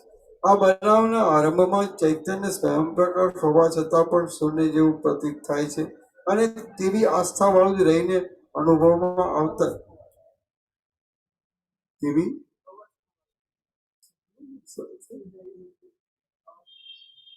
તેવી જ અવસ્થાવાળું જ રહીને અનુભવમાં આવતા જ એ આકાશ કહેવાય છે. મનરૂપ ચૈતન્ય પોતાની અંદર પોતે જ બનાવેલા એ આકાશમાં બ્રહ્માનો સંકલ્પ કરીને પોતાને જ બ્રહ્મા થયેલું દેખે છે અને તે બ્રહ્મા દક્ષ આદિ પ્રજાપતિઓ સહિત જગતની કલ્પના કરે છે. હે રામ, 14 લોકમાં રહેનારા અનેક પ્રાણીઓના કોલાહલોથી ભોગવતી આ સૃષ્ટિ એ રીતે મનની જ બનાવેલી છે. મનરૂપ છે, પોતાની સત્તાથી રહિત છે, સંકલ્પથી ઉઠેલી નગરી જેવી છે, ભ્રાંતિ માત્ર છે અને અધિષ્ઠાનથી કંઈ પણ જુદી પડે એમ નથી. આ પ્રપંચમાં પ્રાણીઓની કેટલીક જાતિ મોટા મોહમાં જ પડેલી છે, કેટલાક પ્રાણીઓને જ્ઞાન પણ પ્રાપ્ત થયું છે અને કેટલાક પ્રાણીઓ મોક્ષને માટે યત્ન કરવા છતાં પણ વૈરાગ્યની દ્રઢતા નહીં હોવાને લીધે વારંવાર વચમાં ભ્રષ્ટ થઈ જાય છે. પૃથ્વીમાં રહેનારી પ્રાણીઓની સઘળી જાતિઓમાં જે મનુષ્ય જાતિ છે તે બ્રહ્મ વિદ્યાના ઉપદેશનું પાત્ર છે, કારણ કે જાતિ ઘણી ચિંતાવાળી છે, દુઃખોથી ઘેરાયેલી છે અને મોહથી, દ્વેષથી તથા ભયથી આતુર છે. આથી તેને વૈરાગ્ય ઉત્પન્ન થવાનો સંભવ છે. એ મનુષ્ય જાતિમાં તમોગુણવાળા મનુષ્યો તો ઉપદેશને પાત્ર જ નથી, એટલા માટે તેમના નિરૂપણને છોડી દઈને રજોગુણવાળા તથા સત્વગુણવાળા મનુષ્યોનું આગળ જતા નિરૂપણ કર્યું. વળી જે પરબ્રહ્મ આદિથી, અંતથી તથા ભ્રાંતિથી રહિત છે, સર્વવ્યાપક છે અને નિર્દોષ છે, તે જે રીતે જીવરૂપ થયું છે તે પ્રકારે પણ ત્યાં જ કહીશ. જેમ નિશ્ચળ મહાસાગરના એક પ્રદેશમાં તરંગો રૂપે ચંચળતા થાય છે, તેમ અવિચળ સ્વરૂપવાળા સત્તારૂપ પરમાત્માના એક પ્રદેશમાં જીવ રૂપે ચંચળતા થાય છે. તે સ્થિર ઘાટી થાય છે, તે પણ તે પ્રકરણમાં જ કહેવામાં આવશે. રામ બોલે, હે મહારાજ, પરમાત્મા અખંડ છે અને પૂર્ણ છે, તો તેમાં પ્રદેશનું હોવાપણું સંભવે જ કેમ? એ પરમાત્મામાં વિકારનો સંભવ અને બીજા પદાર્થોનું સંક્રમણ ઘટે જ કેમ? વશિષ્ઠ બોલે, જીવની તથા બ્રહ્મની એકતા વાસ્તવિક છે, તે વિષયમાં શિષ્યોની બુદ્ધિને વ્યુત્પન્ન કરવા માટે આ એક પ્રદેશમાં ચલન થવા આદિ વ્યવહાર શાસ્ત્રમાં કલ્પેલો છે, એટલે વાસ્તવિક રીતે કશો વિરોધ છે જ નહીં. જગત બ્રહ્મરૂપ નિમિત્તથી થયું છે અને બ્રહ્મરૂપ ઉપાદાનથી થયું છે ઇત્યાદિ વચનોની રચના શાસ્ત્રના વ્યવહારને માટે છે, પણ વાસ્તવિક નથી. વિકારીપણું, અવયવીપણું, દિશાઓ તથા એક પ્રદેશ ઇત્યાદિ પ્રકારો પ્રત્યક્ષ મૂકવામાં આવે છે, તો પણ તેઓ આત્મ સ્વરૂપમાં સંભવતા જ નથી. પરમાત્મામાં ચૈતન્યના પ્રકાશ વિના બીજી કોઈ કલ્પના છે જ નહીં અને થશે પણ નહીં. આમ છે ત્યારે કાર્ય શબ્દનો અર્થ ને બીજી પણ વ્યવહાર સંબંધી વાતો તથા કલ્પનાઓ તેમાં ક્યાંથી જ આવી? અહીં જે કલ્પના, જે શબ્દ, જે અર્થ અને જે વાક્યો છે તે સગળા બ્રહ્મથી થયેલા છે અને બ્રહ્મમય જ છે. માટે બ્રહ્મથી વ્યતિરિક્ત કોઈમાં શૂન્ય અથવા અભિન્ન છે જ નહીં એમ સમજવું. વ્યતિરિક્ત અલગ જેમ અગ્નિથી ઉત્પન્ન થયેલો અગ્નિ જ છે, તેમ જે પદાર્થ જેથી ઉત્પન્ન થયો છે તે જ હોય છે. આ ઉત્પન્ન કરનાર છે અને આ ઉત્પન્ન થયેલું છે એ બધું તો કેવળ ભેદની કલ્પના કરીને જ કહેવામાં આવે છે. જગતમાં અમુક પદાર્થમાંથી ઉત્પન્ન થયો છે. એમ જે વ્યવહાર ચાલે છે તે તો એક પદાર્થના પોતાના અનેક રૂપો બનાવવાની જે ક્રિયાશક્તિ છે તેનો એક જાતનો ચમત્કાર. માટે જે એક પદાર્થ છે તે જ ઉત્પન્ન કરનાર અને ઉત્પન્ન થયેલો એમ બે પ્રકારે ભાષે છે. આ પદાર્થ જુદો છે અને એ પદાર્થ જુદો છે એ રીતનો નામ રૂપના વ્યવહાર રૂપ શબ્દો કેવળ બોલવા માત્રમાં છે, પણ પરમાત્મામાં નથી. જો પરમાત્મામાં એ ભેદ હોય તો પરમાત્માનું અખંડપણું તૂટી જાય છે. મન ક્રિયાશક્તિથી ઉત્પન્ન થયું છે અને એ મનની શક્તિથી નામોના વ્યવહાર ચાલે છે અને નામોના વ્યવહારમાં દ્રઢ અભ્યાસ થવાથી જ બીજો જોઈતો વ્યવહાર નિષ્પન્ન થાય. જેમ અગ્નિની એક શિખામાંથી બીજી શિખા ઉત્પન્ન થઈ એમ બોલવું એક જાતે બોલવાની જ વિચિત્રતા છે, પણ તેના અર્થમાં કઈ સત્યતા નથી. તેમ પરમાત્મામાંથી અમુક ઉત્પન્ન થયું અને પરમાત્માએ અમુકને ઉત્પન્ન કર્યું ઇત્યાદિ જે કહેવામાં આવે છે તે એક જાતની બોલવાની જ વિચિત્રતા છે, પણ તેના અર્થમાં કાંઈ પણ સત્યતા નથી. પરમાત્મામાં જન્ય અને જનકની ઉક્તિઓ સંભવતી જ નથી. પરમાત્મા એક જ છે અને પૂર્ણ છે, માટે કયા પદાર્થ ઉત્પન્ન કરીને કેમ ઉત્પન્ન કરે? એકમાંથી બીજાની અને બીજામાંથી ત્રીજાની ઉત્પત્તિ થવાનું કહેવું એ એક જાતનો વાણીનો સ્વભાવ છે, પણ તેમ કહેવાથી મૂળ તત્વમાં કાંઈ ભેદ કે સંખ્યા આદિ પ્રાપ્ત કરી શકાય નહીં. સમુદ્રમાં જોવામાં આવતા કલ્લોલો જેમ સમુદ્ર છે, તેમ પરબ્રહ્મમાં જે નામ રૂપો જોવામાં આવે છે તે બ્રહ્મ છે એમ વિદ્વાનોએ નિશ્ચય કર્યો છે. જીવ બ્રહ્મ છે, મન બ્રહ્મ છે, બુદ્ધિ વૃત્તિઓ બ્રહ્મ છે, સગળા પદાર્થો બ્રહ્મ છે, તે પદાર્થોના નામો બ્રહ્મ છે, ઈશ્વર બ્રહ્મ છે અને અહંકાર તથા પાંચ ભૂત આદિ તત્વો પણ બ્રહ્મ છે. આ સગળું જગત બ્રહ્મ છે અને તે છતાં જેમ દોરડી સર્વબ્રહ્મથી ન્યારી છે તેમ બ્રહ્મ જગતથી ન્યારું છે.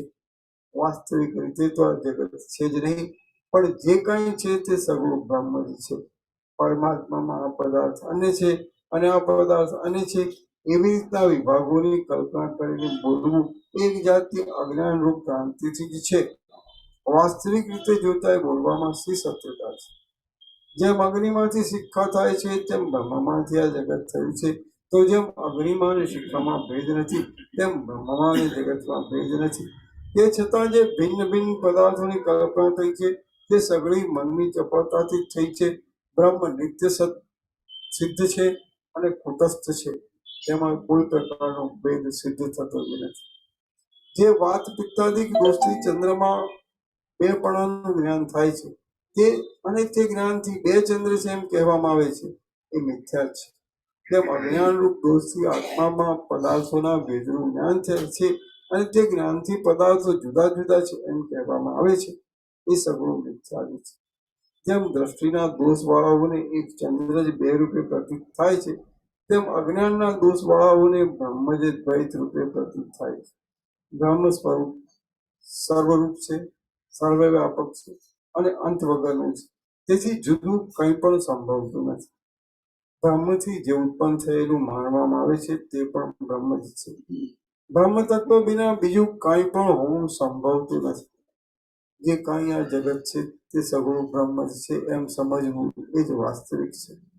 એ મહાબુદ્ધિમાન રામચંદ્ર, ઘણો ખરો આવા પ્રકારનો સિદ્ધાંત જ્યારે તમારી બુદ્ધિમાં લાગુ થશે ત્યારે જ તમારી પાસે સિદ્ધાંત સંબંધી અનેક રહસ્યો કહેવામાં આવશે.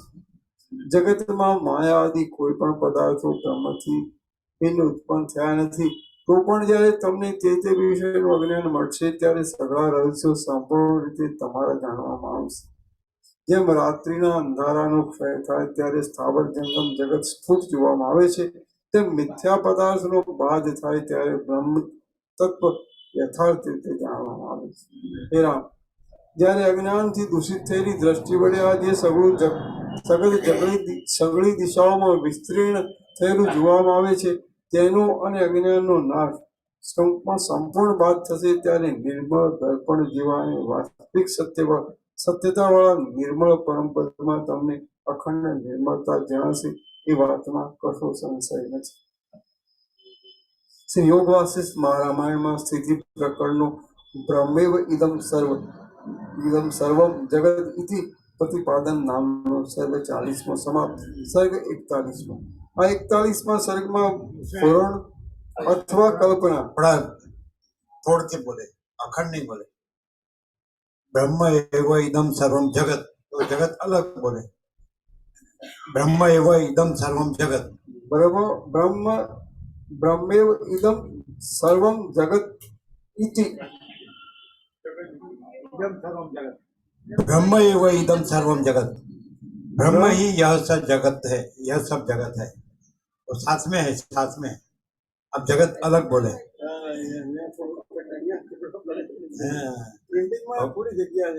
हाँ, लेकिन हमारा भी जगह नहीं है. ये तो बात है. सर्ग 41. ब्रह्म ही यह सब जगत है, ऐसा. ब्रह्म ही यह सब जगत है, ऐसा.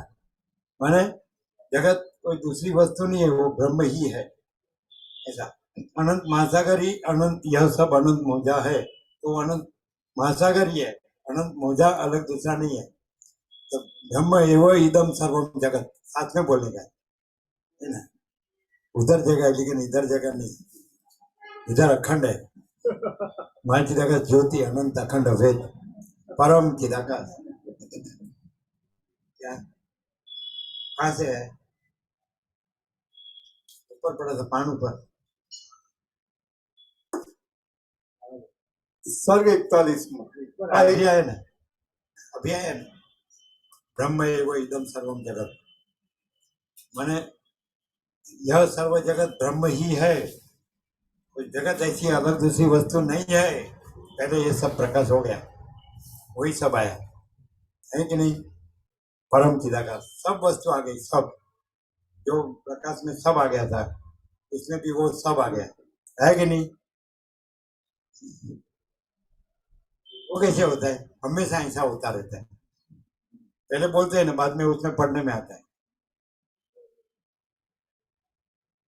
तो ऐसा बोलते हैं, उसको क्या बोलते हैं? योगानुयोग. योगानुयोग तो एक ही है इसलिए. माने जगह है, जगह उधर जगह होगी. पेंटिंग में जगह है.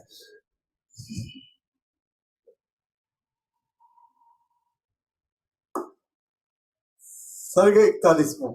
આ 41મા સર્ગમાં સ્ફુરણ અથવા કલ્પના આદિ વિશેષોનું મૂળ માયા જ છે અને તે માયા અનિર્વચનીય છે, ટાળી નાખવા યોગ્ય છે અને ક્યાંથી આવી એમ વિચારવા યોગ્ય નથી એટલું કહેવામાં આવશે. અનિર્વચનીય માયા અવિચારણીય અને ટાળવા યોગ્ય છે.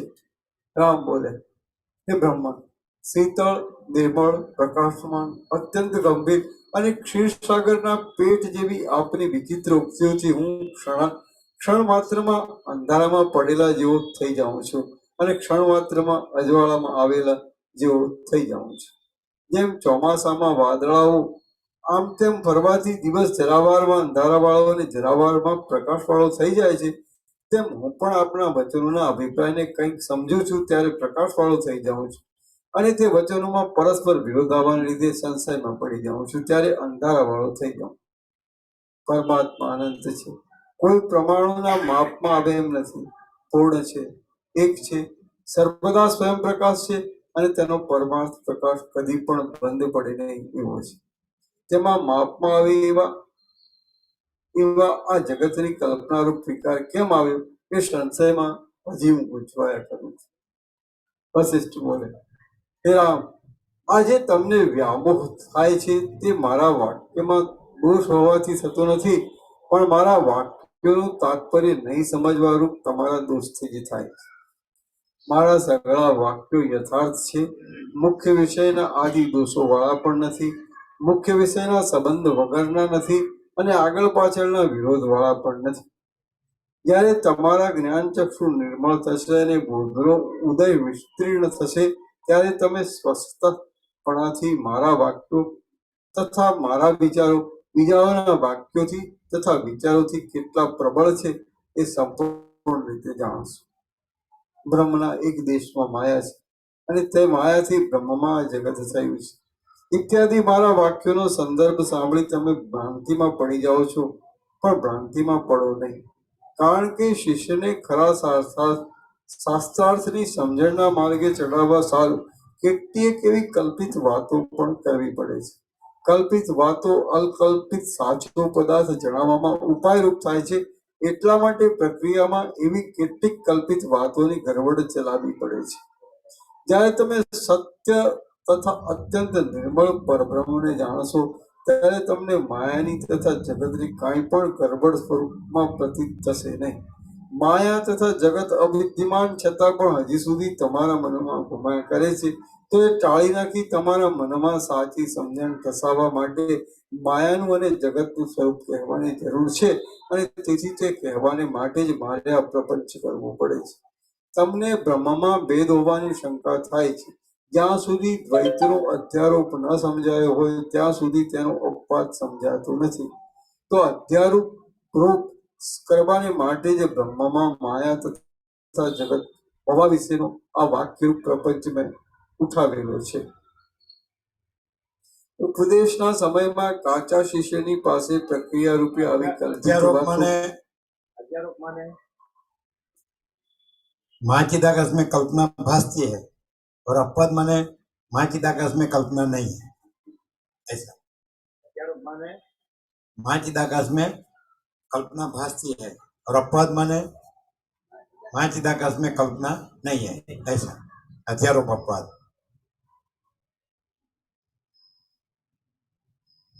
कल्पना भासती है नहीं, माँ की आकाश ही है, ऐसा. कल्पना भासती है नहीं, माँ की आकाश में कल्पना भासती है नहीं, माँ की आकाश ही है, ऐसा.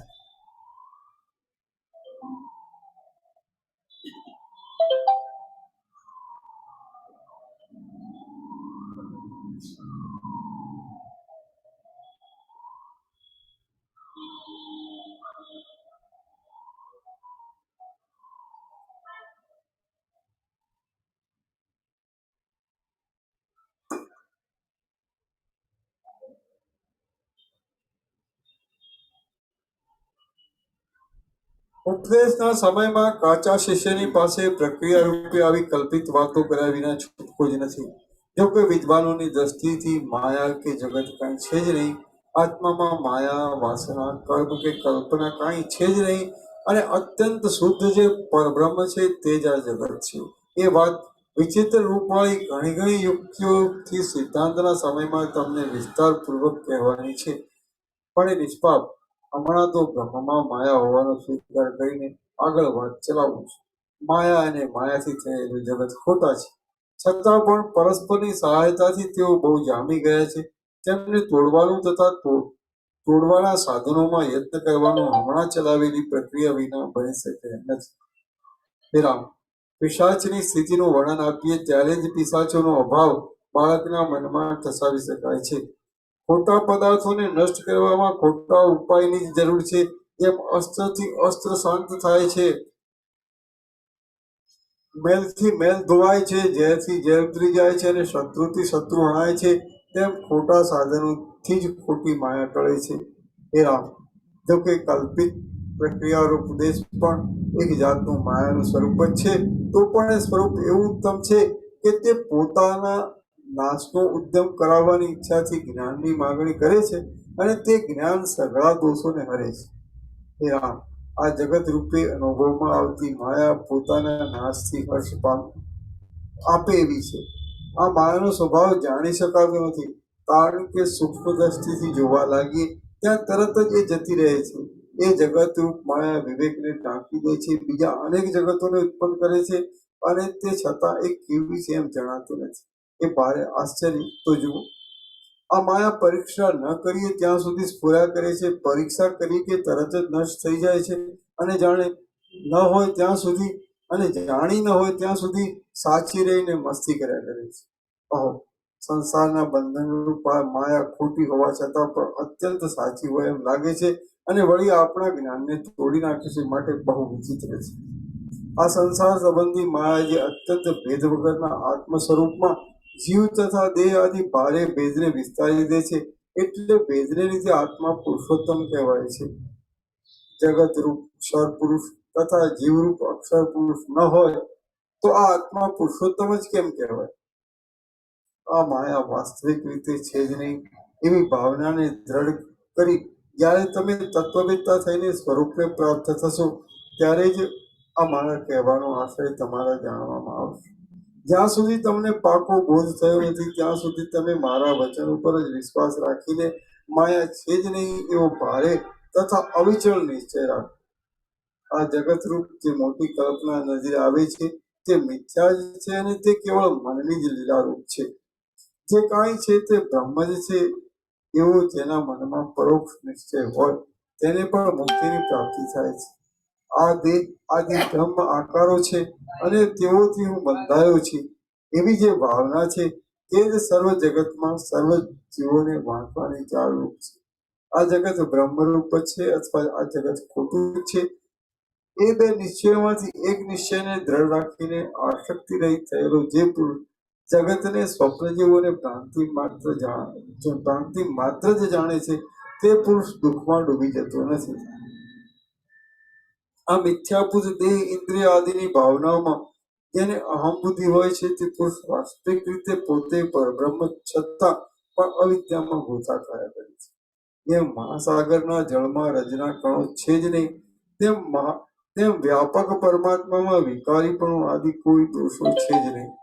જગતના વિષયમાં જે નામોની તથા રૂપોની ભાવના જોવામાં આવે છે તે વ્યવહારને માટે જ કલ્પાયેલી છે, માટે આત્માથી જુદી નથી. જેમ તત્વો વગરના વસ્તુની સ્થિતિ નથી તેમ નામ રૂપોના કલ્પિત વ્યવહાર વિના ઉપદેશાત્મક શાસ્ત્રોની સ્થિતિ પણ થતી નથી. અવિદ્યામાં તણાતો જતો આત્મા આત્મજ્ઞાન વિના અનુભવમાં આવતો નથી, અને તે આત્મજ્ઞાન ઉપદેશાત્મક શાસ્ત્ર વિના મળતું નથી.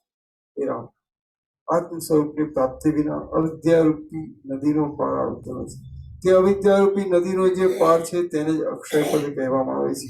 મલિન કરી દેનારી આ અવિદ્યા ગમે ત્યાંથી ઉત્પન્ન થઈ હોય તો પણ ઉત્પન્ન થઈને એવી સ્થિતિ પકડી છે કે તેણે આત્મ સ્વરૂપને ઢાંકી દીધું છે. હે રામ, તમે આ અવિદ્યા ક્યાંથી થઈ છે એવું વિચાર રાખો નહીં, પણ એ અવિદ્યાને હું કયા પ્રકારથી હણું એ જ વિચાર રાખો.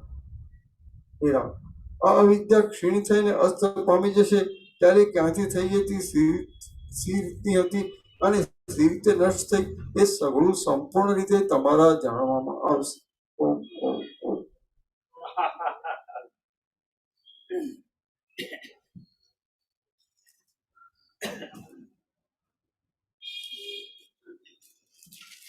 प्रकाश अनंत पूर्ण प्रकाश है, जैसा आकाश है वैसा प्रकाश है.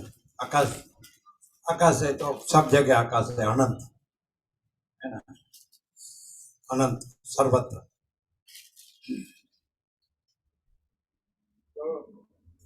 और ये प्रकाश है वो एकदम शॉर्ट में डायरेक्ट कहे तो आया इधर है ना. हाँ, एकदम डायरेक्ट कहे ये प्रकाश, ये आकाश जैसा प्रकाश है. आकाश जैसे अनंत है और सब जगह है और स्वच्छ है, और अपने में आकाश अपने में आकाश है, वैसे प्रकाश सर्वत्र है, अनंत है, स्वच्छ है. और आकाश अपने में आकाश है वैसे सब अपने में आकाश है, वैसे प्रकाश अपने में सब प्रकाश है. प्रकाश ये है. ये प्रकाश अपने में मनुष्य बुद्धि रूप में प्रकाशता है, ये डायरेक्ट लेते हैं. वैसे तो ये प्रकाश अपने में ये आकाश से पृथ्वी गिरज सब रूप में प्रकाश ही है, प्रकाश ही प्रकाशता है, सब प्रकाश ही है. लेकिन यहाँ लेते हैं सरल श्रवण सापेक्ष. ये प्रकाश अपने में मनुष्य बुद्धि रूप में प्रकाशता है। तो प्रकाश से सब प्रकाश अपने में सूर्य है तो अपना प्रकाश से ही जाना जाता है। वैसे प्रकाश स्वयं वो प्रकाश से ही जाना जाता है। सूर्य प्रकाश है तो प्रकाश प्रकाश से ही जाना जाता है, अपने से ही जाना जाता है। वैसे ये प्रकाश तो प्रकाश से ही जाना जाता है। तो इसलिए वो प्रकाश मनुष्य बुद्धि रूप में प्रकाश है तो मालूम पड़ता है कि वो प्रकाश है। कैसे? कि बुद्धि माने जानना, जो सब जानती है। तो व्याकरण से स्त्रीलिंग पुल्लिंग नपुंसकलिंग व्याकरण नहीं है, ये वो प्रकाश ही है ना। तो प्रकाश जाना जाता है ना। तो बुद्धि जानी जाती है तो बुद्धि प्रकाश है, प्रकाश ही बुद्धि है, मनुष्य बुद्धि मानव बुद्धि। तो प्रकाश अपने से ही जाना जाता है। सूर्य प्रकाश है तो अपने से ही जाना जाता है प्रकाश से, है ना। उसमें कोई जानने वाला न जानने वाला हो या न हो, प्रकाश प्रकाश है। तो प्रकाश मनुष्य बुद्धि रूप से प्रकाशता है। तो अभी देखो एकदम अनुलोम विलोम माने प्रकाश अपने में जो कुछ नहीं ऐसा आभास आकार विकार, तो वो भी प्रकाश ही प्रकाशता है, क्योंकि वो प्रकाशता तो है ना। तो फिर कुछ नहीं है, वो ऐसा कुछ नहीं है कि सब कुछ है ही सब कुछ है, क्योंकि प्रकाश प्रकाश तो है ही, तो सब प्रकाश है कि नहीं। तो इसमें इंग्लिश एड से करेंगे तो ऊपर महाचिदाकाश प्रकाश लिखेंगे और नीचे ये आभास मात्र आकार विकार सृष्टि, दृश्य कहते हैं ना सृष्टि, बराबर। आभास मात्र आकार विकार सृष्टि है ना। ऊपर महाचिदाकाश प्रकाश, सेंटर में बुद्धि। तो महाचिदाकाश प्रकाश अपने में महाचिदाकाश प्रकाश ही है, और महाचिदाकाश प्रकाश अपने में मानस की बुद्धि प्रकाशता है। और बुद्धि सब जानती है माने प्रकाश है, जानना माने प्रकाश, प्रकाश जानने में आता है। तो ज्ञान माने प्रकाश, जानने में आता है, अनुभव में आता है। तो ज्ञान माने प्रकाश, अनुभव माने प्रकाश। तो बुद्धि जानती है तो बुद्धि माने प्रकाश, वो महाचिदाकाश प्रकाश है कि नहीं। तो बुद्धि प्रकाश रूप से महाचिदाकाश प्रकाश, और बुद्धि आभास मात्र आकार व विकार रूप से सृष्टि। तो प्रकाश कॉमन फैक्टर है। महाचिदाकाश कहो तो भी प्रकाश, बुद्धि कहो तो भी प्रकाश, और बुद्धि से फिर ये अनुलोम और विलोम है ना। तो अनुलोम विलोम ऐसा भेद नहीं है, महाचिदाकाश प्रकाश ही है। महाचिदाकाश अनंत संपूर्ण स्वयं प्रकाश, दैट्स ऑल। तो बुद्धि बुद्धि ही आभास मात्र आकार विकार प्रकाशती है। महाचिदाकाश प्रकाश बुद्धि प्रकाशता है, मानस की बुद्धि, मानस की बुद्धि ये आभास मात्र आकार विकार सृष्टि प्रकाशती है। सुबह में कहा था कि आपको ये जो भी कुछ जानो वो अपरिच्छिन्नता में जानो, परिच्छिन्नता में कुछ भी मत जानो। अपरिच्छिन्न परमाकाश परम चिदाकाश, अपरिच्छिन्न अखंड महाचिदाकाश ज्योति अनंत अखंड भेद, महाचिदाकाश अनंत संपूर्ण एक रूपता। तो महाचिदाकाश अनंत संपूर्ण एक रूपता, महाचिदाकाश कैवल्य अणिशुद्ध आर पार, महाचिदाकाश स्वसंवेद्य सहज निर्विकल्प, महाचिदाकाश अनंत पूर्ण सार्वभौम सत्ता, ऐसे जानो। तो महाचिदाकाश को महाचिदाकाश रूप से ही जानो, अनुभवो, सहज है। महाचिदाकाश है, स्वयं है, सहज है, संपूर्ण सर्वस्व है ना। तो कुछ भी प्रकाश है वो अपने में, तो महाचिदाकाश है। महाचिदाकाश अपने में सब कुछ महाचिदाकाश है। तो महाचिदाकाश ये अपने में बुद्धि प्रकाश है, तो वो महाचिदाकाश है। फिर बुद्धि से आभास मात्र आकार विकार सृष्टि प्रकाश है, तो वो भी महाचिदाकाश है। महाचिदाकाश मानस की बुद्धि है, तो मानस की बुद्धि ये आभास मात्र आकार विकार जानती है मैंने प्रकाशती है, तो वो माँ चिदाकाशी है, इसलिए सब माँ चिदाकाश है। तो एरो ऊपर जाएगा बुद्धि, है कि नहीं?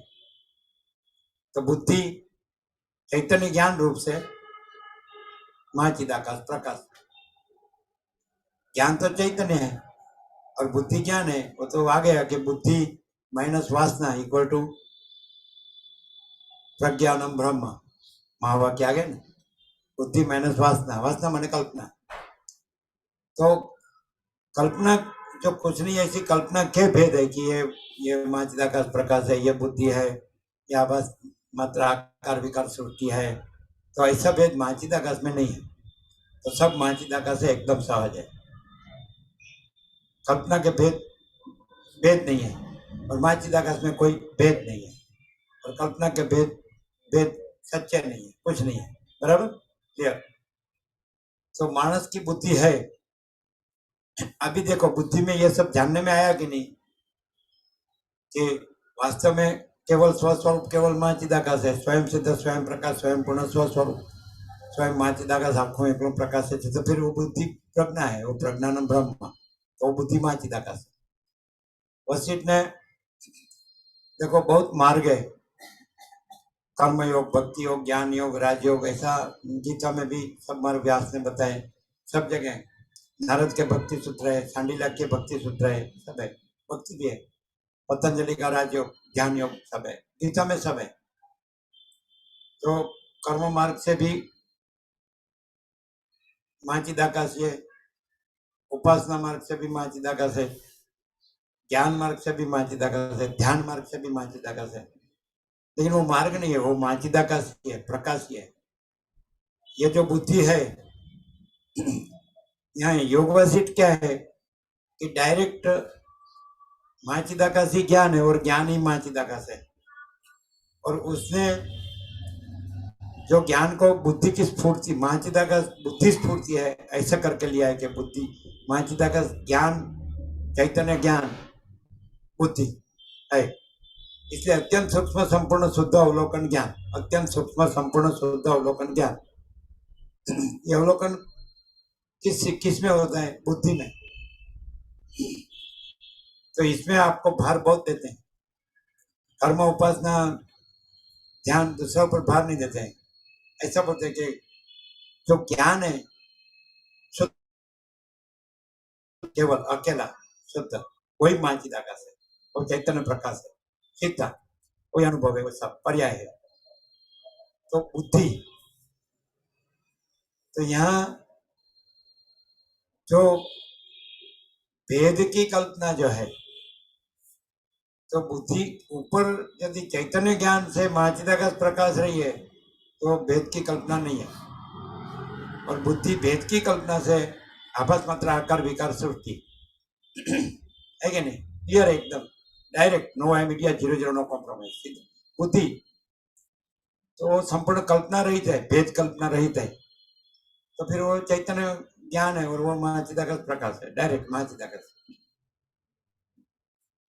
और भेद की कल्पना से बुद्धि ही आभास मात्र आकार विकार सृष्टि, ऐसा टोटलिटी में ये सब रियलिटी एंड अपीयरेंस। माँ चिदाकाश से वो टोटलिटी में रियलिटी है, और ये समष्टि आभास मात्र आकार विकार सृष्टि वो टोटलिटी में अपीयरेंस है, देखाव मात्र। अभी इसका भी दृष्टांत से भी मालूम हो जाता है कि अभी जो देखो बुद्धि ज्ञान से चल रही है, तो माँ चिदाकाश बुद्धि चैतन्य ज्ञान माँ चिदाकाश प्रकाश रूप से अनुभव में आ रहा है इधर। तो वही बुद्धि निद्रा में स्वप्न रूप में, फिर स्वप्न सृष्टि रूप में भासती है। सेम मन कहो बुद्धि कहो, मन जिसे अंतकरण एक ही है, मन बुद्धि चित्तांकार शब्द अलग अलग है ना? मनन करे, संकल्प विकल्प करे तो मन, निश्चयात्मिका कहे तो बुद्धि, चिंतन करे स्मरण करे तो चित्त, मैं करे तो अहंकार, ऐसा का वो तो खाली एक पहचान के लिए नाम अलग है, बाकी वस्तु एक ही है। तो बुद्धि, क्योंकि राम हृदय में राम ने हनुमान में बुद्धि शब्द का प्रयोग किया है। बुद्धि अविद्या है, आभास कभी सत्य नहीं होता, साक्षी परमात्मा है। एक वाक्य में ये सब परमात्मा है, ऐसा राम ने हनुमान को बताती है अध्यात्म रामायण। तो बुद्धि, देखो बुद्धि ही स्वप्न रूप होती है या मन ही स्वप्न रूप होता है। पूरा स्वप्न है, उसमें आकाश है वो भी मन है। कल्पना, कैसे कल्पना? कल्पना शब्द से क्या समझ में आता है? भ्रम शब्द से क्या समझ में आता है? कि कुछ नहीं है। कल्पना माने वो तुम्हारी कल्पना है, माने कुछ नहीं है। वो तुम्हारा भ्रम है, माने कुछ नहीं है। तो सबको मालूम है कि स्वप्न कुछ नहीं है, और फिर भी स्वप्न प्रकाशता है। तो स्वप्न को जानने वाली बुद्धि है, और बुद्धि स्वप्न नहीं है। अभी बुद्धि ये स्वप्न रूप में हुई, वैसे बुद्धि जागृत रूप में हुई है। वैसे अत्यंत सूक्ष्म संपूर्ण शुद्ध अवलोकन ज्ञान से बुद्धि साक्षी रूप है। सूर्य, जो बुद्धि स्वप्न रूप प्रकाशती है वही बुद्धि जागृत प्रकाशती है। वही बुद्धि साक्षी कुटस्थ माने तुर्य, उससे जागृत स्वप्न सुसुप्ति रहित और उससे पर ट्रांसेंडेंस पर है, साक्षी जानने वाली। तो फिर वो प्रज्ञान ब्रह्म तुर्य है, वो तुर्यातीत है। आत्मा है वो परमात्मा है। पिंड से ब्रह्मांड है, आत्मा से परमात्मा। तो पिंड में जो बुद्धि है उसका शुद्ध सूक्ष्म अधिष्ठान रूप से कुटस्थ चैतन्य रूप से, चैतन्य ज्ञान रूप से, स्वयं प्रकाश रूप से महाचिदाकाश है। तो पिंड में साक्षी पने से उसको तुर्य कहा है, आत्मा कहा है। और उसको अनंत व्यापक समान पूर्ण एक रूप पने से उसको तुर्यातीत कहा है, महाचिदाकाश परब्रह्म परमात्मा का है। ओके, तो जो तुर्य है वही तुर्यातीत है। भाग का चैतन्य माने पिंड साक्षी चैतन्य, और समष्टि साक्षी ब्रह्मांड साक्षी चैतन्य तो ब्रह्म, और पिंड साक्षी चैतन्य तो आत्मा। अयम आत्मा ब्रह्म। तो जो देह को जानता है वही ब्रह्मांड को जानता है। तो चैतन्य एक ही है, उसमें देह और ब्रह्मांड के भेद चैतन्य में नहीं है। वो आभास मात्र आकार विकार के भेद, वो भेद भी सच्चे नहीं है, भेद नहीं है। एक मोजा में जो जल है और वो एक मोजा को जानता है, तो पिंड साक्षी हुआ, वो आत्मा तुर्य। और अनंत व्यापक समान पूर्ण एक रूप जल महासागर, तो जल तो एक ही है। एक तरंग का जल है तो अनंत महासागर का जल ही है। तो पिंड ब्रह्मांड में जो चैतन्य है वो एक ही चैतन्य है, साक्षी चैतन्य। तो आत्मा और ब्रह्म एक ही है। व्यष्टि साक्षी को आत्मा कहते हैं, समष्टि साक्षी को परमात्मा कहते हैं। तो एक ही है, तुर्य तुर्यातीत एक ही है। तो वैसे यहाँ वशिष्ठ ने बुद्धि को शुद्ध और सूक्ष्म करने का, तीव्र करने बनाने का बहुत बोला है। उसका कारण है कि जब महाचिदाकाश प्रकाश मानस की बुद्धि रूप में प्रकाशता है, तो बुद्धि ही, मानस की बुद्धि ऐसा निर्णय करती है कि पृथ्वी में मानस बुद्धि से सर्वश्रेष्ठ किससे कहा?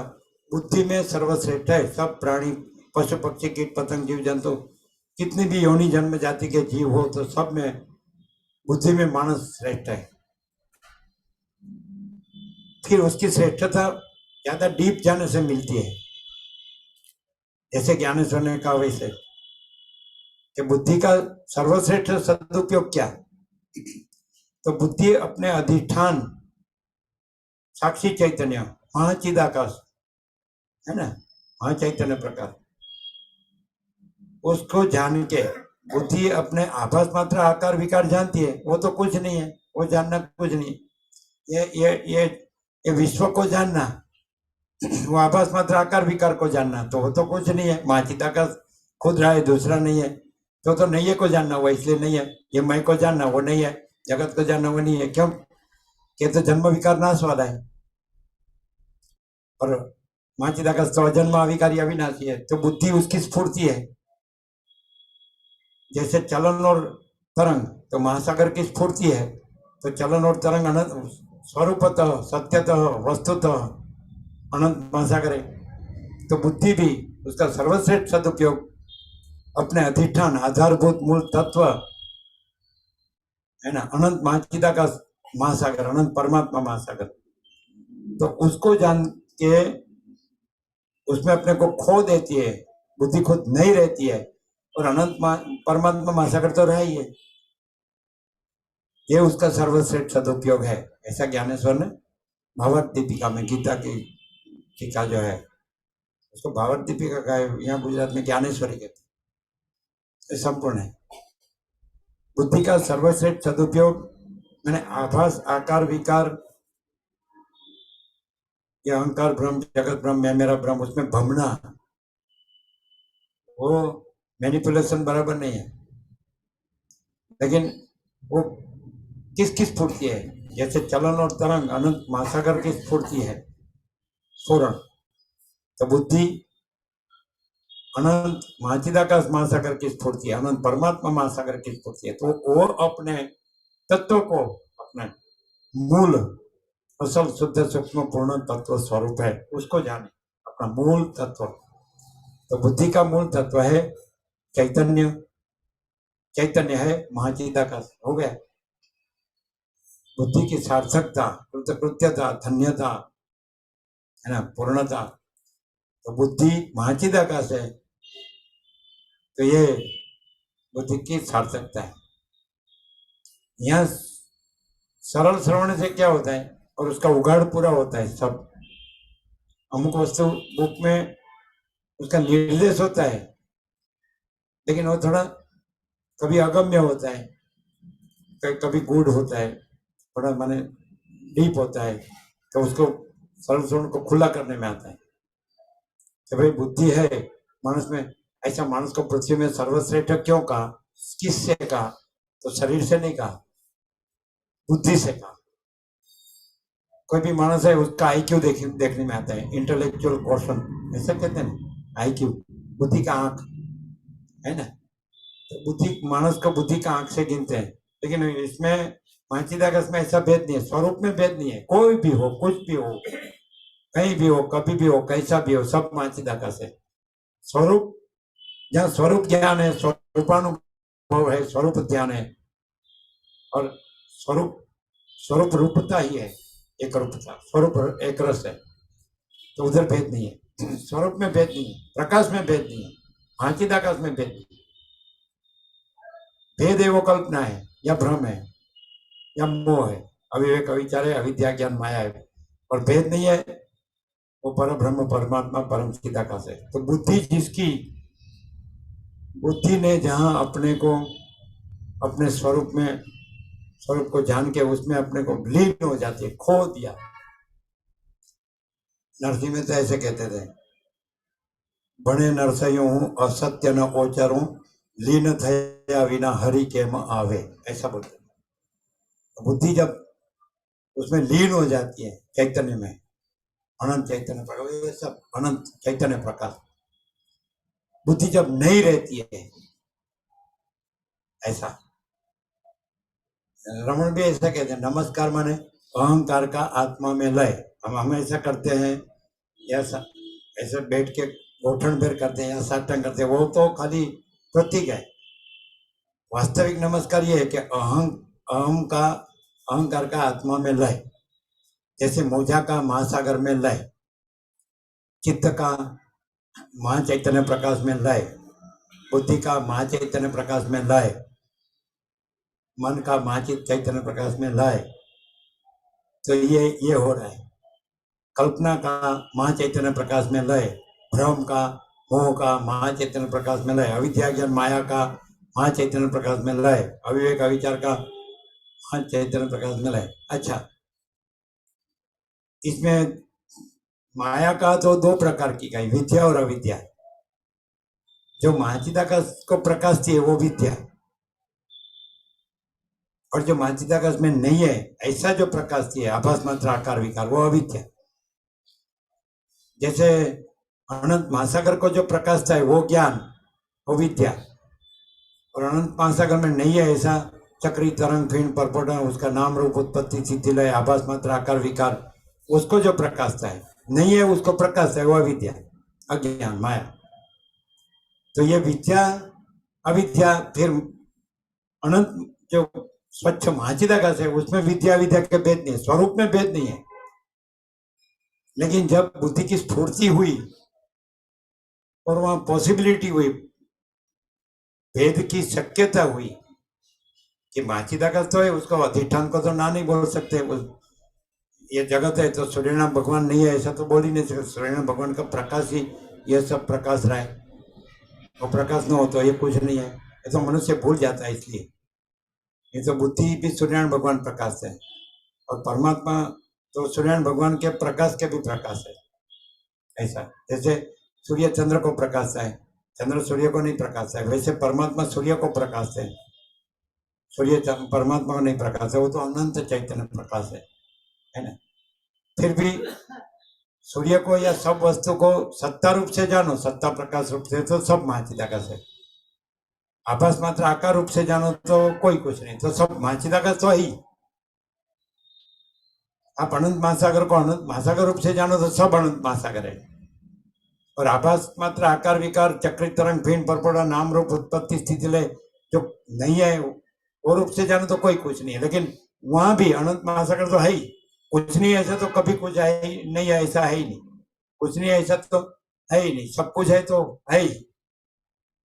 विद्या हो या न हो, अविद्या हो या न हो, महाचिदाकाश तो है ही।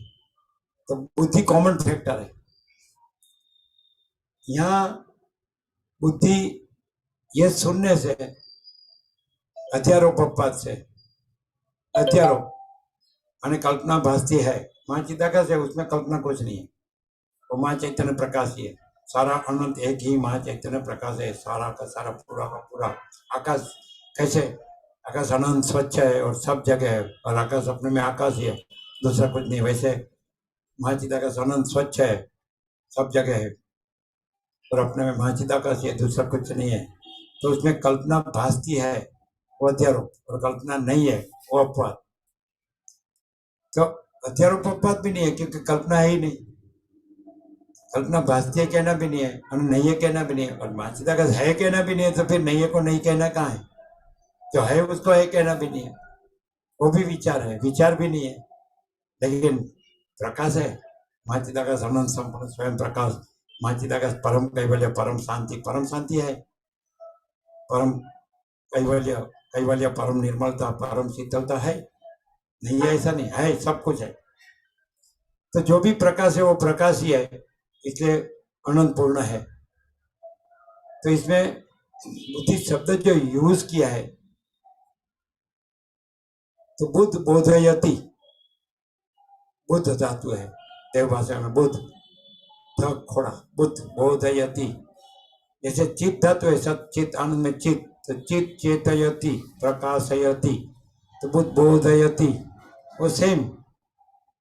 चित कहो या बोध कहो, पूरा योगा में ये विवेक है, बोध और मोह, जो कुछ नहीं ऐसे आपस मात्र आकार विकार प्रकाशता है तो वो मोह, और महाचिदाकाश अपने में स्वयं प्रकाशता है तो वो बोध, नित्य शुद्ध बोध रूपम, ऐसा नित्य शुद्ध बोध रूपम। तो परब्रह्म परमात्मा है, परम चिदाकाश, वो क्या है? नित्य शुद्ध बोध स्वरूप है। सिद्धार्थ में बुद्धि थी तो थी, वो बुद्धि उसका सब्लिमेशन हो गया, सब्लिमेशन, ऊर्ध्व रूपांतर बोलते हैं। चैतन्य अनुभव, चैतन्य ज्ञान, चैतन्य स्वयं प्रकाश, चैतन्य महाचिदाकाश, तो फिर वो बुद्ध हो गए सिद्धार्थ में से, वो भगवान हो गए। भगवान माने जिसमें जो महाचिदाकाश चैतन्य प्रकाश है, अनुभव ज्ञान है, तो बुद्धि उसकी स्फूर्ति बुद्धि, मानस की बुद्धि, फिर वो बुद्धि मानस आकार में भासती है, प्रकाश से। तो बुद्धि जिसमें से आई थी वो महाचिदाकाश चैतन्य प्रकाश अनुभव ज्ञान रूप हो गई। फिर ऐसा बोलते ज्ञान हुआ, उसको बोध हुआ, तो भगवान बुद्ध हो गए। तो ये सारा जो आपस मात्र आकार विकार है विश्व, और उसमें मानस और उसकी बुद्धि, तो कुछ नहीं करते थे, वो कुछ नहीं कहते थे। सामने वाला पूछता था तो सामने पूछते थे, पहले से उसका सिद्धार्थ का चरित्र जो देखो, तो उसमें प्रश्न के सिवा कुछ नहीं। ये कैसे है, ये कैसे है, ये कैसे हैं? लेकिन ये प्रश्न करना वही बोध का लक्षण है। बुद्धू कुछ नहीं पूछता है, मूड और जड़ कुछ नहीं पूछता है, जो बोध होता है वही पूछता है। यहाँ राम पूछते हैं पूरा 1756 पे, तो राम थोड़ी मुर्ग है। और उसका प्रश्न देखो तो उसमें बोध होता है, प्रश्न में बोध होता है। वशिष्ठ से तो वो खाली वो बोध को रजू करवाते हैं, ऐसा। वशिष्ठ को वो तो निमित्त है, वशिष्ठ तो निमित्त है, राम तो स्वयं प्रकाश है। उसके जो प्रश्न होते हैं, शंका होती है, वो शंका है उसमें प्रकाश होता है, वो शंका नहीं होती है। समझ में आता है ना? तो उद्बोधयति है ना, तो ये बोध है, बोध। तो लेकिन बोध है वो बुद्धि है, और बोध है वो चैतन्य है, और चैतन्य है वो मां चिदाकाश है। एग्जैक्ट बोध, ज्ञान, अनुभव, संवित, चैतन्य, प्रकाश, तेज, ज्योति। तो बोध, बोध है वो चैतन्य है। बोध चैतन्य प्रकाशता है तो तत्व है महाचिदाकाश। और बोध आभास मात्र आकार विकार प्रकाशता है तो ये सृष्टि। बोध सृष्टि प्रकाशता है वो अविद्या, बोध चैतन्य प्रकाशता है वो विद्या, ब्रह्म विद्या, आत्मा विद्या है कि नहीं? तो कॉमन फैक्टर है, मानस में बुद्धि कॉमन है। और वो ऐसे कहते हैं वशिष्ठ कि सत्शास्त्र, सत्पुरुष, सदाचार, स्वानुभव, स्वयं इंटरनेशनल हाईवे। तो उसमें लगे रहो। सत्शास्त्र ये सदग्रंथों में शिरोमणि श्री योग वशिष्ठ महाराज, सत्पुरुष ये वशिष्ठ सदाशिव वशिष्ठ राम, सदाचार ये सब विवेक वैराग्य श्रम दम मनोज इंद्रिय ये सब ये श्रवण मनन निध्यासन माने लगे रहो। सदाचार, स्वानुभव, फिर स्वयं प्रकाश वो स्वानुभव, और स्वयं माने महाचिदाकाश। सबका मैं कौन हूँ का सब में उत्तर आएगा महाचिदाकाश। सब अनंत चक्री, अनंत मोजा, अनंत फीण, अनंत परपटा, मैं कौन हूँ ऐसा पूछेंगे अपने में, तो अनंत महासागर, एक ही तत्व, एक ही चैतन्य, एक ही प्रकाश, और वो है ज्ञान, वो है बोध। इसमें ज्ञान और बोध शब्द आते हैं। वही अनुभव है, वही चैतन्य है, वही प्रकाश है। तो बोध, तो बोध है वो बोध ही बुद्धि रूप में होता है, चैतन्य बोध रूप में होता है, बोध बुद्धि रूप में होता है, और बुद्धि फिर बोध रूप हो जाती है। जैसे सिद्धार्थ में हुआ तो बोध हुआ, बोधिसत्व है ना। तो भगवान बुद्ध, बुद्ध का अर्थ क्या होता है? इसमें प्रबुद्ध शब्द आता है, प्रत्यय है, प्रकृत्येण बुद्ध। प्रकृत्येण माने सारी पेठे, सम्यक, यथार्थ, संपूर्णपणे। वो बुद्ध माने जागृत, प्रबुद्ध, सारी पेठे जागृत। ये जागृति है, वो सारी पेठे जागृत नहीं है। ये जागृति किसकी है? आभास मात्र आकार विकार की जागृति है कि मैं हूँ, ये जगत है, मैं है, मेरा है। तो आभास मात्र आकार विकार की जागृति, ये जागृति नहीं है। जैसे स्वप्न की जागृति है तो स्वप्न के आभास मात्र आकार विकार की जागृति है, लेकिन स्वप्न नहीं है। वैसे बोध होता है तो महाचिदाकाश चैतन्य प्रकाश जागृति है, तो फिर उसमें ये आभास मात्र आकार विकार जागृति नहीं है। जैसे स्वप्न से ऊपर ये जागृति है, तो जागृति से ऊपर वो साक्षी है, वो परमात्मा। हम साक्षी परमात्मा है, हम ये जागृत नहीं है। ये भी हमारे लिए स्वप्न जैसा है। जैसे हम ये जागृत के सापेक्ष स्वप्न कुछ नहीं है, वैसे हम परमात्मा जागृत के सापेक्ष साक्षी जागृत, साक्षी परमात्मा जागृत के सापेक्ष ये जागृत भी कुछ नहीं है। मालूम पड़ता है, जागृत को मालूम पड़ता है स्वप्न कुछ नहीं। तो जो तुरीय में जागृत है, चौथा पद है, जागृत स्वप्न सुसुप्ति से पर, उससे रहित, उसमें जागृत स्वप्न सुसुप्ति नहीं है। आभास मात्र आकार विकार बदलता है, साक्षी परमात्मा नहीं बदलता है। हम जो ज्ञान है, हम जो बोध है, हम जो संवित है, हम जो प्रकाश है, हम जो चैतन्य है, हम जो महाचिदाकाश है, तो उसमें आभास मात्र आकार विकार स्वप्न के या जागृत के सब समान है, सब कुछ नहीं है, सब कल्पना है। तो बोध होता है तो फिर कल्पना नहीं रहती है। तो कल्पना भासती है तो भी नहीं है। ऐसे जैसे जागृत हुए स्वप्न में से, तो स्वप्न का स्मृति होता है, अब एग्जैक्ट ऐसा ऐसा था, ऐसा ऐसा था, लेकिन जागृत में स्वप्न नहीं है। वैसे इसमें से जागृत होते हैं साक्षी में, परमात्मा में, चैतन्य में, तो इसका स्मरण कर सकते हैं। ये जागृत जो स्वप्न है, ये जागृत स्वप्न है, तो इसका स्मरण होता है, लेकिन वो कुछ नहीं है ऐसे। हम साक्षी परमात्मा में ये कुछ नहीं है ऐसे, ऐसे उसका स्मरण होता है। मैंने वो भी भास मात्रा, वो भी कल्पना, और मैंने कुछ नहीं, कल्पना मैंने नहीं है, और हम परमात्मा है, चैतन्य है, हम आचिदाकाश है। ऐसे ये सब क्लियर है एकदम। मनुष्य को इसमें जैसे आप रामकृष्ण परमहंस का जीवन चरित्र और वचनामृत देखेंगे तो उसमें भाव चैतन्य है, इसमें बोध चैतन्य है, ज्ञान चैतन्य है, ऐसा बुद्धि, उसमें ऐसा कहेंगे हृदय का भाव, भाव में बढ़ने, जैसे चैतन्य महाप्रभु है ना, जैसे रामकृष्ण परमहंस, तो वो भाव की अवस्था में, जैसे इसमें ज्ञान की चढ़ते क्रम के साथ भूमिका, उसमें प्रेमा भक्ति की चढ़ते क्रम के साथ भूमिका है, प्रेम लक्षणा, ऐसा है कि नहीं।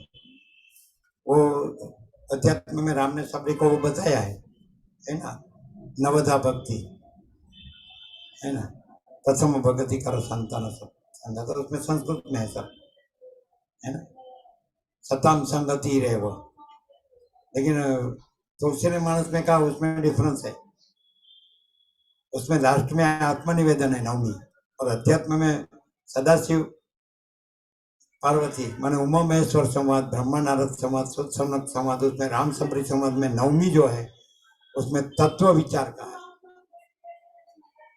तुलसी ने मानस में आत्मनिवेदन का है। आत्मनिवेदन माने राम जो है विष्णु के अवतार है, हिरण्य गर्भ के अवतार है, ईश्वर के अवतार है, तो उसमें आत्मा समर्पण वो आया है। और तत्व विचार है वो डायरेक्ट है, उत्तमम तत्व चिंतैव, मध्यमम शास्त्र चिंतनम, अधमम मंत्र चिंतैव, तीर्थ चिंत्या धमाधम। उत्तम तत्वबोध, मध्यम शास्त्रबोध, अधम मंत्र बोध, અને अधमाधम, अधम से भी अधम तीर्थ बोध,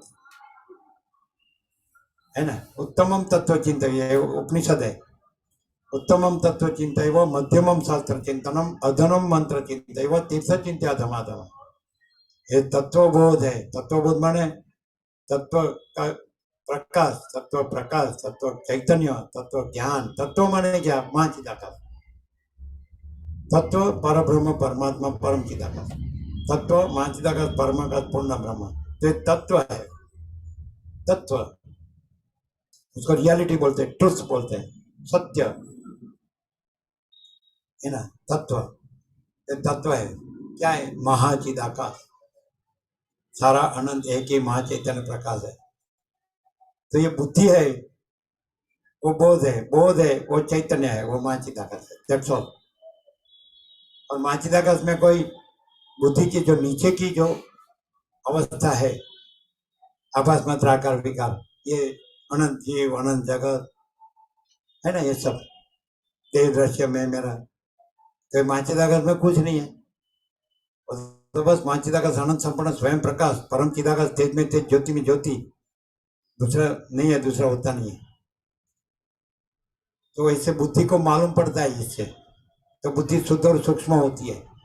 शुद्ध और सूक्ष्म होती है तो फिर बुद्धि नहीं रहती है, वो लीन हो जाती है, उसका आभास मात्र आकार विकार नहीं रहता है, तो फिर वो बोध रहता है। बोध है वो चैतन्य रहता है, चैतन्य वो महाचिदाकाश। हम स्वयं ही परम चिदाकाश, परम ज्योति, अखंड ज्योति, हम स्वयं ही स्वयं सिद्ध, स्वयं प्रकाश, स्वयं पूर्ण, स्वस्वरूप है। हम स्वयं ही परम चिदाकाश, परम ज्योति, अखंड ज्योति है। हम स्वयं ही अनंत पूर्ण परम चिदाकाश, परम शांति है। हम स्वयं ही स्वयं सिद्ध, स्वयं प्रकाश, स्वयं पूर्ण, स्वस्वरूप है। यही सब कुछ है, इसके सिवा कुछ नहीं है।